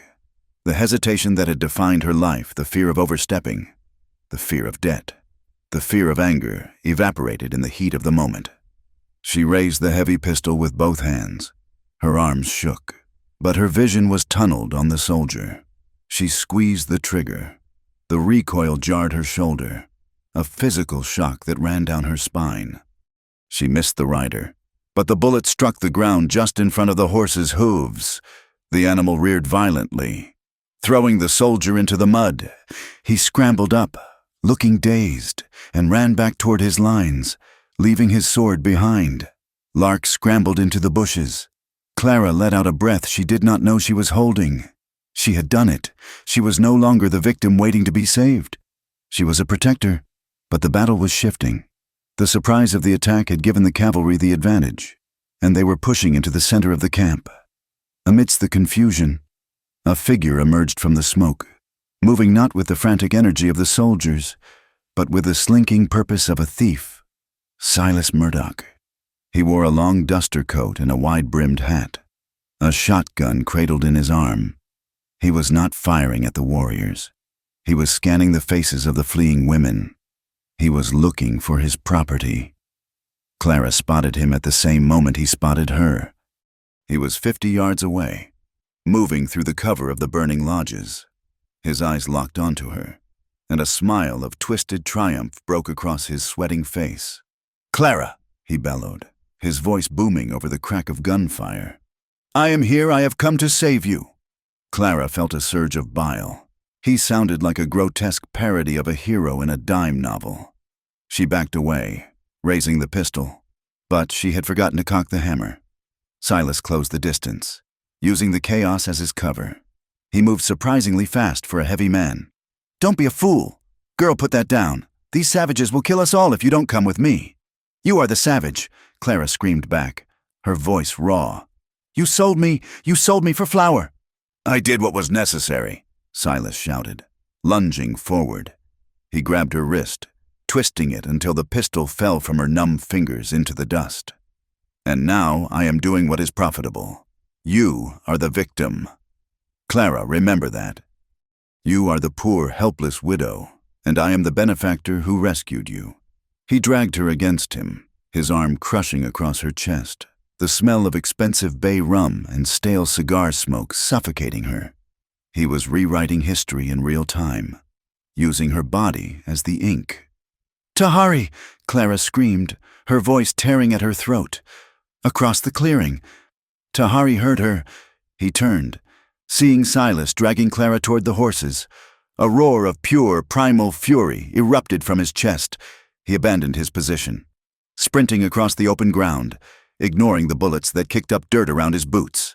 "Let her go!" Tahari shouted in English. Silas spun around, swinging Clara in front of him like a shield. He pressed the barrel of his shotgun against her temple. "Stop!" Silas commanded, his voice shaking with a mix of fear and adrenaline. "Take one more step, and I will scatter her brains across this prairie. I will tell them you did it." "I will tell them you executed her when the rescue party arrived." Tahari froze. He stood 10 paces away, his chest heaving, his rifle held low. The battle around them seemed to fade into a dull roar, the world narrowing down to the 3 of them. "You have no honor," Tahari growled, his eyes dark with hatred. "You trade in lies. I trade in winners and losers." "Chief," Silas sneered, regaining his composure now that he had the upper hand. "And you are losing. Look around. My soldiers are burning your homes. I will take this woman back to Dustwell. She will tell the story I write for her, and you will be a memory." Clara felt the cold metal of the gun against her skin. She looked at Tahari. She saw the agony in his eyes. He could not shoot. Silas was using her to paralyze the only man who could stop him. She realized then that Tahari would die before he risked hurting her. He would let Silas shoot him down right there rather than take a chance on a shot that might strike her. "No," Clara thought. "I will not be the reason he dies. I will not be the weakness." She looked at Silas's hand, the one gripping the shotgun. It was sweaty and white-knuckled. "I am not your story," Clara hissed. She did not struggle away.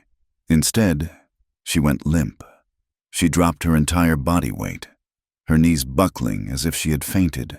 The sudden dead weight caught Silas off guard. His grip on her waist slipped, and he stumbled forward, the barrel of the shotgun jerking upward, away from her head. It was a split second of opportunity. It was all Tahari needed.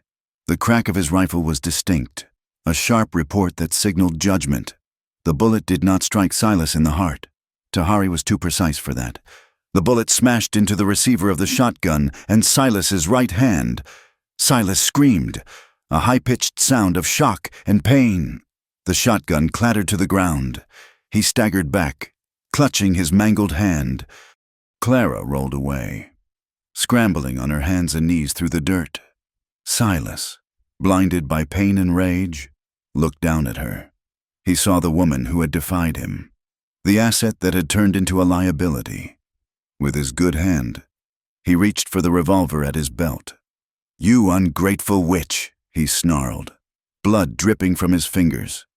Tahari dropped his rifle and drew his knife, charging forward, but the distance was too great. Silas was drawing his gun. Clara saw the pistol she had dropped earlier. It was lying in the dirt, 3 feet away. She lunged for it. Her fingers closed around the grip. She rolled onto her back, cocked the hammer with both thumbs, and leveled it at the man who had owned her debt. "Drop it!" she screamed. Silas hesitated. He looked down the barrel of the gun held by the woman he had dismissed as weak. He saw the steel in her eyes, and for the first time, he felt fear. But before anyone could pull a trigger, a voice boomed out like the voice of God himself. "Federal marshals, cease fire! Cease fire immediately!" The command was so loud, so authoritative, that it seemed to freeze the very air. A group of riders crested the small hillock to the east. They were not cavalry. They wore the dusty coats of lawmen, and at their head rode a man with a silver star on his chest and a face like carved granite. Beside him, riding a mule, was Reverend Elijah Stone. The marshal raised a hand, and his deputies fired a volley of shots into the air. The cavalry lieutenant, a young man with blonde hair and a confused expression, signaled his bugler. The call to cease fire rang out, hesitant and confused.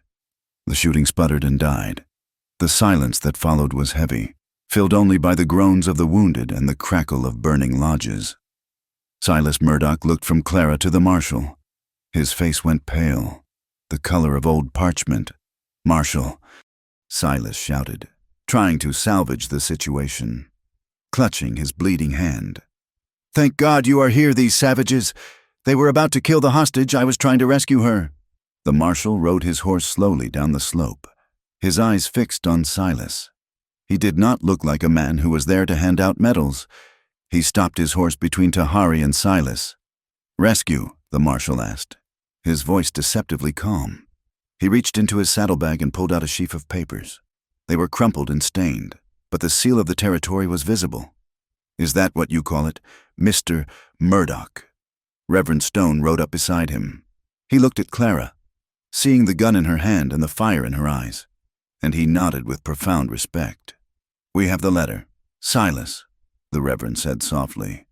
"We have the testimony of the traitor, and we have your own ledger, which the marshal seized from your office 2 days ago." "Lies." Silas spat, backing away toward the edge of the slope where the river cut a steep bank. "That woman is hysterical. She has Stockholm Syndrome. She has been brainwashed. The law calls it slavery. Mr. Murdoch," the marshal said, dismounting. "Trafficking in human beings. Fraud. Inciting a military action under false pretenses." The marshal turned to the cavalry lieutenant who had walked up, looking horrified. "Lieutenant, stand your men down. You have been led on a fool's errand by a criminal. This was not a rescue mission. It was a hit job." The lieutenant looked at Silas, then at Clara, who was slowly standing up, supported by Tahari. He saw the way Clara leaned into the warrior, not as a captive, but as a wife. He saw the way Tahari shielded her body with his own. The lie disintegrated before his eyes. "My apologies, Marshal," the lieutenant said stiffly, holstering his weapon. "We were misinformed." Silas looked around. The circle was closing. The soldiers were lowering their rifles. The lawmen had their hands on their guns. The Comanches were watching with stone-faced judgment, and Clara was looking at him not with fear, but with pity. His world, the empire he had built on debt and fear, was crumbling into the dust. "No," Silas whispered. "No, I own this town, I own this land." Madness took him. It was the madness of a rat cornered by hounds. He saw his revolver lying in the dirt where he had dropped it. If he could just kill the marshal, kill the witness. "It's mine!" Silas screamed, and he dove for the gun. "Don't do it!" the marshal shouted. One of the deputies fired a warning shot. The bullet struck the dirt inches from Silas's hand. Silas flinched violently. He lost his footing on the loose shale of the riverbank. He scrambled, his boots seeking purchase on the sliding earth. But his own momentum betrayed him. His greed drove him forward, but gravity pulled him down. He tumbled backward. There was no cinematic scream, just a sharp intake of breath and the sound of a heavy body hitting rocks. He rolled down the steep embankment, bouncing off the roots of an old cottonwood, and landed with a sickening crunch in the shallow, rocky bed of the river. Silence descended on the valley. Clara walked slowly to the edge of the bank. She looked down. Silas Murdoch lay twisted among the river stones, his neck at an unnatural angle, his eyes staring blankly up at the sky he had tried to buy. The water of the river flowed over his boots, indifferent to his ambition, washing away the blood from his shattered hand. He was dead. The man who had been the architect of her misery was gone, destroyed not by a bullet, but by his own desperate, grasping reach for power. Clara felt a trembling start in her legs. The adrenaline was draining away, leaving her hollow. She felt a hand on her shoulder. Tahari stood beside her. He did not look at the dead man. He looked at her. He saw the soot on her face, the gun still clutched in her hand, the terror that was slowly fading from her eyes. "It is finished," he said in his deep, rumbling voice. Clara dropped the gun. It hit the dirt with a dull thud. She turned into him, burying her face in his chest. She did not cry. She simply breathed. She breathed in the smell of him, smoke, sweat, and life. The marshal walked over, touching the brim of his hat. "Mrs. Monroe," he said, his voice respectful, "I believe you have some paperwork to settle and a story to set straight." Clara pulled back from Tahari, just an inch. She looked at the marshal, then at the soldiers who were sheepishly retreating, and finally at the Comanche people who were beginning to emerge from the shelter of the trees. "My name," she said, her voice steady and clear, "is Clara, just Clara, and the story, The story is that I am exactly where I choose to be. The sun finally broke over the ridge, burning through the mist. It illuminated the wreckage of the camp, the wounded, and the dead. But it also illuminated the two figures standing on the bank of the river, a white woman and a Comanche warrior standing together against the world, their shadows merging into one long, unbroken line across the grass. The smoke from the battle did not rise in a single column. It hung low over the valley floor, a gray shroud that clung to the cottonwoods and the scorched earth. The gunfire had ceased hours ago, replaced by a silence that was heavier and more suffocating than the noise of war. It was the silence of the aftermath, broken only by the low, rhythmic chanting of the death songs and the occasional snap of a burning lodgepole collapsing into ash. Clara Monroe knelt in the dirt beside a young warrior whose name she had never learned. He was hardly more than a boy, perhaps 16 years old. A cavalry bullet had shattered his shoulder, and the blood had soaked through the buckskin of his shirt, turning it stiff and dark. "Water," he croaked, his eyes feverish and unfocused. Clara dipped a rag into a wooden bowl. The water was pink with the blood she had been washing away all morning. She squeezed the cloth over his lips, letting the moisture trickle down. "Easy," she whispered, brushing the hair back from his clammy forehead. "Rest now." Rain in September appeared beside her, carrying a poultice of crushed leaves and spiderwebs to staunch the bleeding. The older woman's face was smeared with soot, and her dress was torn, but her hands were steady. She looked at Clara, then at the boy, and then back to Clara. There was no longer any scrutiny in her gaze, no question of whether the white woman belonged. The blood on Clara's hands was the same color as the blood on her own. "He will live," Rain in September said in broken English, applying the poultice with a firm hand. "You have good hands, strong hands." Clara nodded, wiping her own forehead with her sleeve, leaving a streak of grime across her skin. She looked around the camp. It was a scene of devastation, yet also of profound resilience. 3 lodges had been burned to the ground. 2 warriors lay beneath buffalo robes on the far side of the circle, their bodies being prepared for the burial rituals. But the women were already salvaging what they could. The children were emerging from the trees, and the circle of life was knitting itself back together, scarred but unbroken. Clara was no longer a guest here. She was not a prisoner. She had bled with them. She had fought for them. The barrier of race and language had been burned away by the gunpowder, leaving only the raw connection of shared survival. By late afternoon, the federal marshal, a man named Elias Thorne, had set up a makeshift office on a large, flat rock near the riverbank. He sat on a crate, a travel desk open on his knees. Silas Murdoch's leather-bound ledger open before him. Reverend Elijah Stone sat on a log nearby, looking weary but righteous, his black coat dusty from the long ride. "Mrs. Monroe," Marshal Thorne called out, "if you would be so kind." Clara walked over to them. She did not walk with the hunched, apologetic posture of the debtor she had been in Dustwell. She walked with the long, striding gait she had learned from the Comanche, her head high, her gaze direct. Thorne looked her up and down, noting the Comanche moccasins on her feet and the revolver still tucked into the sash at her waist. He cleared his throat and adjusted his spectacles. "I have reviewed the documents provided by Reverend Stone," Thorne began, his voice dry and official, "and I have cross-referenced them with Mr. Murdoch's own records. It is appalling." He tapped the ledger with a gloved finger. "Usury, fraud, falsification of federal contracts, and, most damning of all, the explicit notation of a transaction involving a human being in exchange for goods. It is a violation of the 13th Amendment, Mrs. Monroe. It is slavery, plain and simple." Clara looked at the ledger, the book that had once terrified her. Now, it looked like what it was, a book of small, mean numbers written by a small, mean man. "Silas Murdoch is dead. Marshal," Clara said quietly, "his judgment is no longer in your hands." "True," Thorne agreed, "but the law must still speak." I am officially striking this debt from the record. The mortgage on your property in Dustwell is voided.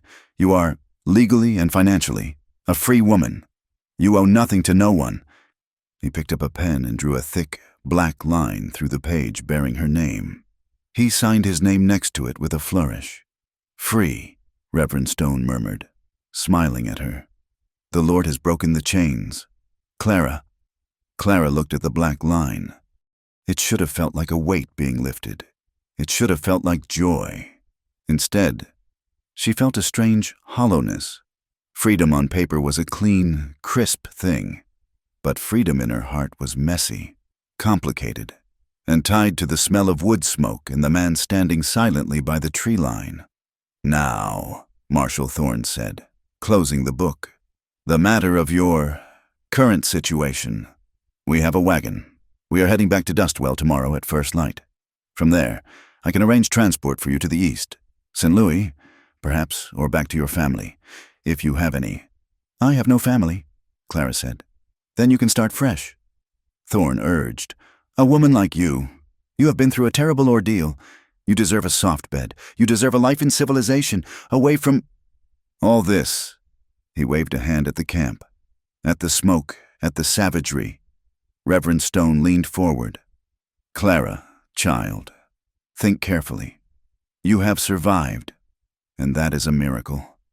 But do not bury your life here out of some misplaced sense of gratitude. These are hard lands, hard people. You are young. You can have a home, a husband, children who grow up in safety." Clara looked at the Reverend. "I have a home," she said, her voice barely a whisper. "But is it the home you want?" Thorne asked pointedly. "Or is it just the only shelter you had in a storm?" The question hung in the air. Clara looked toward the tree line. Tahari was watching her. He had not approached the table. He stood apart, respecting the white man's ritual of law, but his presence was a gravitational pull she could feel in her marrow. "I will let you know my decision in the morning. Marshal?" Clara said. Thorne nodded. "Very well. We ride at dawn." That evening, the fires were kept low. The camp was mourning, but there was also a quiet sense of victory. They had held their ground. Clara found Tahari sitting by the river, sharpening his knife with a whetstone. The rhythmic shk-shk sound was soothing. He did not look up as she approached and sat beside him on the cool grass. "The man with the metal star says you are free," Tahari said. He did not speak in broken English anymore. In the months they had been together, they had built a language of their own, a bridge of English words, Comanche phrases, and shared silences. "He says the debt is gone," Clara replied. "He says I can go back." Tahari stopped sharpening the knife. He looked out at the dark water, where the moon was reflected in shattered fragments of light. "The wagon is big," he observed. "It has room for you." Clara turned to him. She wanted him to ask her to stay. She wanted him to beg, to demand, to claim her. But he did not. "You fought for me today," Clara said. "You almost died for me." "I fought for what was right," Tahari said. He turned to look at her, and his eyes were dark pools of sorrow and love. "Clara, listen to me. When I brought you here, it was a trade. I bought your time. I bought your labor." He reached out and took her hand. His grip was warm and rough. "But a man cannot buy a heart, and a warrior cannot keep a bird in a cage and call it love. If you stay because you have nowhere else to go, then you are still a prisoner, and I am still Silas Murdoch, just with a different face." Clara felt tears prick her eyes. "You are nothing like him." "Then I must prove it," Tahari said deeply. "I give you back your will. If you walk to that wagon tomorrow, I will not stop you. I will not follow you. I will let you go, because I respect you too much to hold you against your soul's desire." It was the ultimate act of love. He was tearing his own heart out to give her the one thing she had never truly possessed choice. "And if I stay?" Clara asked, her voice trembling. Tahari looked at her, and the intensity of his gaze took her breath away. "If you stay, it will be hard. The winter is cold. The soldiers will come again one day. Life is not soft like the town," He leaned closer, brushing a stray lock of hair from her cheek. "But if you stay, you will never be alone. You will be my heart. You will be the breath in my lungs. We will ride until the grass ends. We will build a life that is ours, not one written in a ledger." Clara looked at him, this man who had been a terrifying stranger, then a captor, then a protector, and now something more. She saw the scars on his chest, the strength in his hands, the deep, abiding integrity in his soul. "I don't want soft," Clara whispered.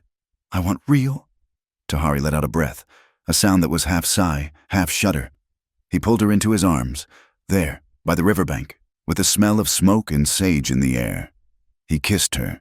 It was not a desperate kiss like the one in the lodge during the attack. It was a slow, deep affirmation. It was a promise. He laid her back on the grass, pulling the buffalo robe over them to shut out the world. Under the canopy of the robe, in the private darkness, they came together. "You are free, Clara," he whispered against her skin, his hands mapping the curves of her body with reverence. "I am home," she answered. They moved together with a slowness that defied the violence of the day. Every touch was a question asked and answered. "Are you here?" "Yes." "Are you mine?" "Yes." It was an intimacy that went beyond the physical. It was a weaving together of two spirits that had been battered by the world and found sanctuary in each other. There was no coercion, no debt, no transaction. There was only the heat of their bodies and the whisper of the wind through the grass, witnessing a union that no law could sanction and no gun could destroy. The morning sun rose crisp and clear, burning off the mist. The marshal's wagon was packed. The horses were hitched, blowing clouds of steam into the cold air. Marshal Thorne stood by the wheel, checking his pocket watch. Reverend Stone stood beside him, clutching his Bible. A few of the soldiers who had remained to escort the lawmen were mounted, looking uncomfortable under the stoic gaze of the Comanche warriors who lined the edge of the camp. Clara emerged from Tahari's lodge. She was not wearing the black dress of the widow. That dress had been burned in the fire the night before. She wore a dress of soft deerskin, bleached white and fringed at the hem, given to her by rain in September. Around her waist was a sash of woven red wool. Her hair was braided, interwoven with a strip of leather, but it was her face that stopped the marshal's question before it began. The lines of worry were gone. The shadow of the victim had vanished. She looked radiant, strong, and utterly at peace. She walked to the wagon, Tahari walking a step behind her. He did not hold her arm. He walked as her guard, her equal, her partner. "Mrs. Monroe," Marshal Thorne said, closing his watch. "We are ready. Your seat is prepared." Clara stopped 10 feet from the wagon. She looked at the wooden bench, at the dusty road that led back to Dustwell, back to the graves, back to the staring eyes of the townspeople. Then she looked back at the camp. She saw rain in September tending a fire. She saw the children playing. She saw the open sky. And she looked at Tahari, who stood silent, keeping his promise to let her choose. Clara turned to the marshal. "You can go, Marshal," she said clearly. Thorne blinked. "I beg your pardon. You're coming with us. Surely, you are a free woman." "I am," Clara said. "And because I am free, I choose to stay." Reverend Stone stepped forward. "Clara, think this is a hard life. You are a white woman. You cannot—" "I was a white woman in Dustwell. Reverend," Clara interrupted gently. "And in Dustwell, I was a thing to be used. I was in debt to be collected. I was invisible until I was useful." She reached out and took Tahari's hand. He interlaced his fingers with hers, his grip tight. "Here," Clara said, lifting her chin. "I am Clara. I am useful because I am loved. I am not staying because I was bought. I am staying because I belong." The marshal looked at her for a long moment. He saw the set of her jaw. He saw the way the Comanche warriors shifted slightly, ready to defend her decision. He was a man of the law, but he was also a man who knew when an argument was lost. He sighed and pulled a small notebook from his vest pocket. He uncapped his fountain pen. "I need to record this," Thorne said formally. "For the record, so that no man can come here in 5 years and claim you are being held against your will, so that no army can use your name to start a war." He looked at her over his spectacles. "State your name and your status for the United States government." Clara squeezed Tahari's hand. She felt the calluses on his palm, the map of his life pressed against hers. "Clara Monroe," she said. "Widow." "Free citizen?" She looked at Tahari and smiled that same smile that had once bought her a meal, and now bought her a future. And wife of Tahari. The marshal wrote it down. The scratching of the pen was loud in the silence. "Very well," Thorne said. He closed the notebook and put it away. He looked at Silas Murdoch's body, wrapped in a canvas sheet in the back of the wagon. "Justice has been done here, in its own way." He climbed onto the wagon seat and gathered the reins. "Good luck, Clara. I suspect you will need it." "We make our own luck, Marshal," Clara replied. "Yeah," Thorne shouted, slapping the reins. The wagon lurched forward, the wheels creaking. The soldiers fell in behind it. The small procession moved slowly up the ridge, away from the river, away from the valley. Clara watched them go until they were just specks of dust against the vast blue horizon. She did not feel a pang of regret. She felt lighter than air. Tahari turned to her. He did not speak. He simply raised her hand to his lips and kissed her knuckles, one by one. "They are gone," he said. "Yes," Clara answered, turning her back on the road to Dustwell. "They are gone." She looked at him, and her eyes sparkled with a mix of mischief and profound joy. "Now," she said, "I believe I have some bread to bake. The children are hungry." Tahari laughed a rare, deep sound that startled a nearby crow into flight. "And I," he said, "have a wife to help." They walked back toward the circle of teepees, not as two separate worlds colliding, but as one new world beginning. The smoke from the fires rose straight up into the still air, carrying the scent of burning cedar and new beginnings. The gun smoke had cleared, the dust had settled, and on the prairie, life began anew. The winter snows had melted from the high country, feeding the river until it ran fat and swift, the color of churned turquoise. Along the banks of the Red Willow Creek, the cottonwood trees were exploding into a riot of fresh, vibrant green, shaking off the gray slumber of the cold months. It was a season of renewal, not just for the land, but for the people who had staked their claim upon it. The settlement that had grown up in the shelter of the valley was not on any official map of the territory. To the army patrols that occasionally scanned the horizon with their spyglasses, it was likely just a shadow in the heat haze. But to those who lived there, it was the center of a new world. It was no longer just a Comanche hunting camp. Scattered among the conical shapes of the buffalo-hide teepees were 3 rough-hewn log cabins, their timber still smelling of sap and pine resin. Smoke curled from the smoke holes of the lodges and the stone chimneys of the cabins, twisting together in the morning air to form a single gray ribbon against the endless blue sky. Clara Monroe walked the path from the river, a heavy wooden bucket of water in each hand. The muscles in her arms were taut and defined, her skin browned by the sun to the color of toasted almonds. She wore a dress of calico print, the kind sold in the general stores of the East, but the hem was fringed with buckskin to keep it from dragging in the mud. And around her neck hung a necklace of silver, beaten flat and strung with turquoise beads, a gift from rain in September. She paused to catch her breath, looking out over the valley, down by the corral. A group of men were breaking a new string of wild mustangs. Tahari was there, his long black hair tied back with a leather thong, his chest bare to the morning sun.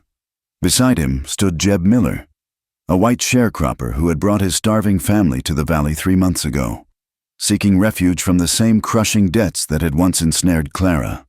The 2 men, one Comanche and one white, were working in tandem.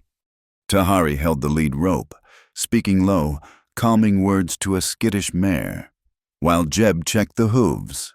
They did not share a language beyond the basics of labor and horses, yet they moved with a synchronized understanding.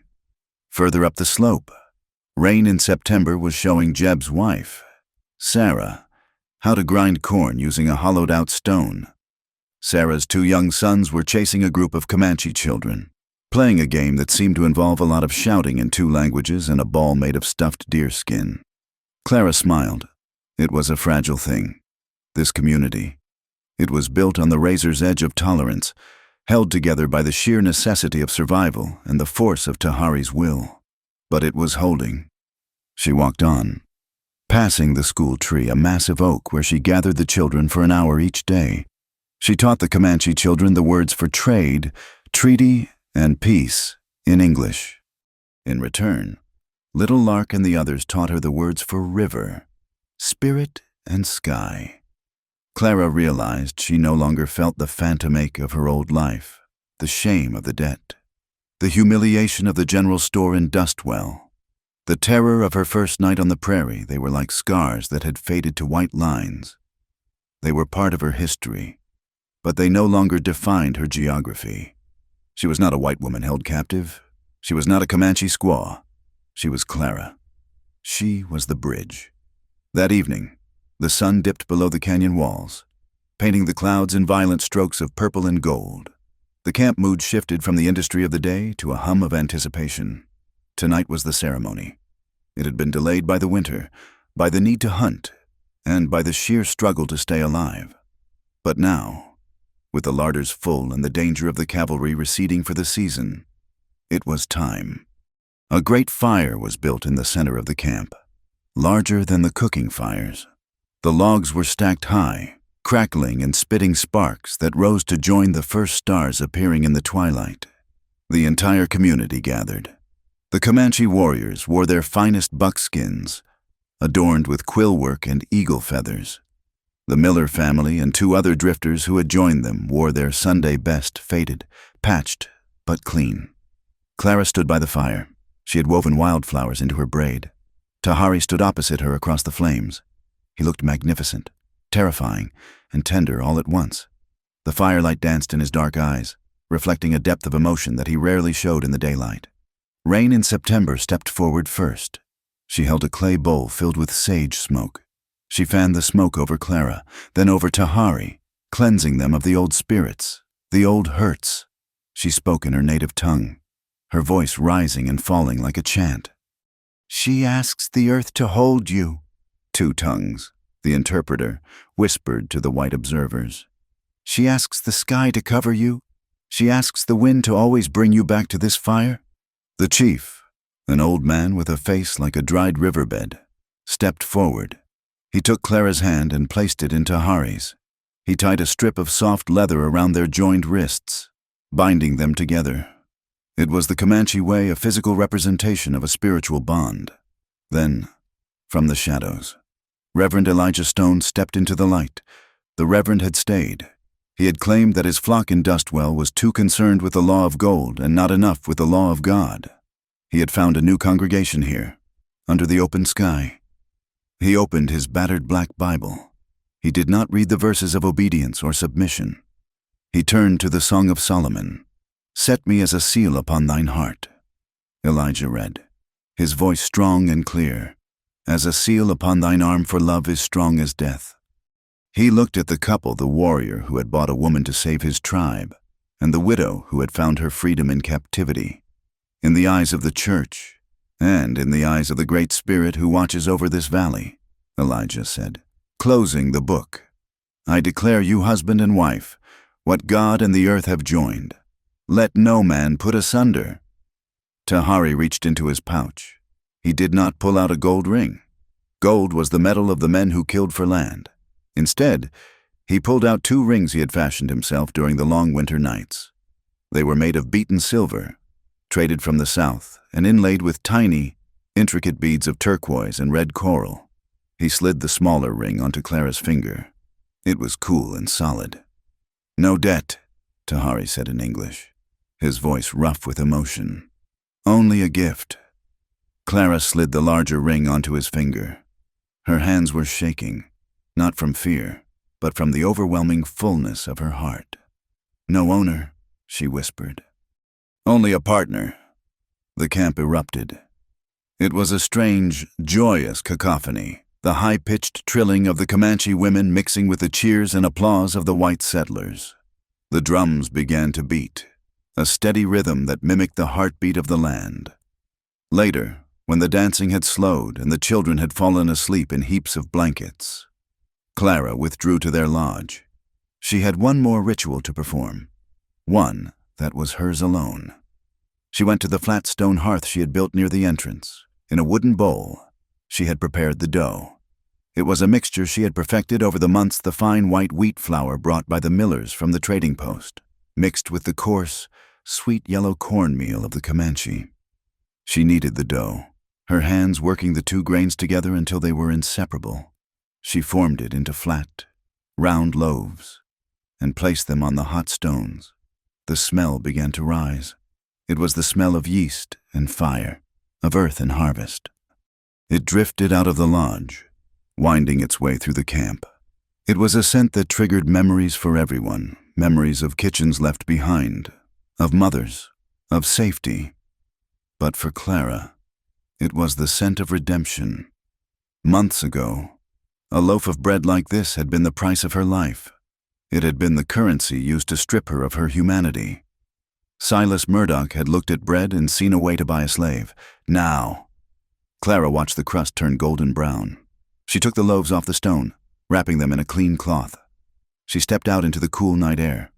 Tahari was sitting on a log near the dying embers of the ceremonial fire, watching the embers fade. He looked up as she approached.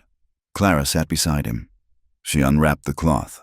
The steam rose into the night, fragrant and warm. She broke a piece of the warm bread. She did not hand it to him like a servant.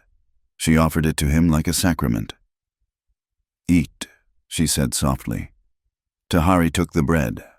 He looked at it, and for a moment, he was back in the general store in Dustwell, feeling the weight of the sack of flour on his shoulder, seeing the terror in the eyes of the woman in the black dress.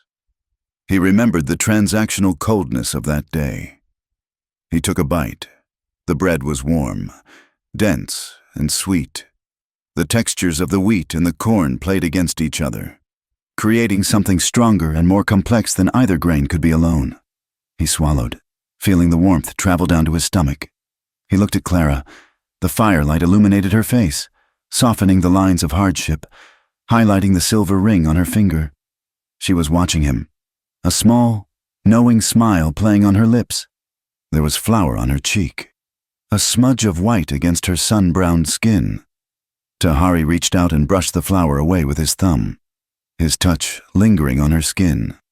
"Many moons ago," Tahari said, his voice low and contemplative, "I brought a woman to my fire. I gave away hides and horses. I took bread." He paused, searching for the words to express the immensity of the shift in his universe.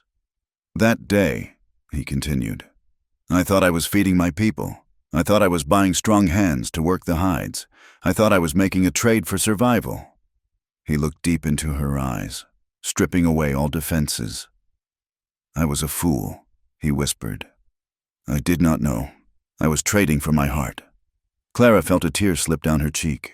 It was a tear of pure, unadulterated joy. Tahari leaned in, his forehead resting against hers. "The bread is good. Clara, it gives life, but—" He pulled back slightly to look at her mouth, at the curve of her lips that had defied a town and captivated a warrior. "Your smile," he said, the words echoing the moment that had changed everything between them, "is still sweeter than any meal." Clara laughed, a sound that bubbled up from her soul. "And you," she replied, "are stubborn and proud, and you talk too much for a silent warrior." "I speak only the truth," Tahari grunted, a hint of a smile touching his own lips. Clara leaned back against his shoulder, looking up at the vast canopy of stars. She thought of Dustwell. She thought of the grave of her first husband. She thought of Silas Murdoch's body lying in the riverbed. It all seemed like a story from another life, a dark chapter in a book she'd finished reading. She did not deny that past. It had forged her. The fire that had burned her had also tempered her. Without the debt, without the sale, without the journey, she would never have found this valley. She would never have found the strength to hold a gun, to build a house, to love a man who saw her not as a possession, but as a queen. She looked around the sleeping camp. She saw the future. It would not be easy. The world was changing rapidly. The rails were coming. The buffalo were dying. There would be fights ahead, fights for land, for rights, for the dignity of their children. But they would not face it alone. They would face it as a community. They would face it with rifles and with books, with corn and with wheat. "We are free," Clara whispered to the night. "We are bound," Tahari corrected gently, squeezing her hand. "Bound by choice. That is the only freedom that matters." Clara broke another piece of bread and ate it. It tasted of smoke and sweetness. It tasted of home. She rested her head on his chest, listening to the steady, powerful beat of his heart. The red dust of the past was gone, washed away by the river. In its place was the rich, dark soil of a new beginning. And as the fire finally burned down to ash, leaving only the glow of the coals to watch over them, Clara Monroe, the woman who had been sold for bread, closed her eyes and knew that she was the richest woman in the world. Thank you so much for listening to this story of Clara and Tahari. I hope their journey from the dusty streets of Dustwell to the freedom of the open plains touched your heart as much as it did mine while writing it. I would love to hear from you. Please leave a comment below and let me know where you are listening from. It is always amazing to see how far these stories travel. Are you in a busy city dreaming of the open range, or somewhere quiet under the stars? If you enjoyed this tale, please consider subscribing to my channel, Wild West Tales. Don't forget to hit the like button and smash that hype button to help this story reach more listeners. Your support means the world to me and helps keep the spirit of the West alive. Until next time, keep your powder dry and your heart open.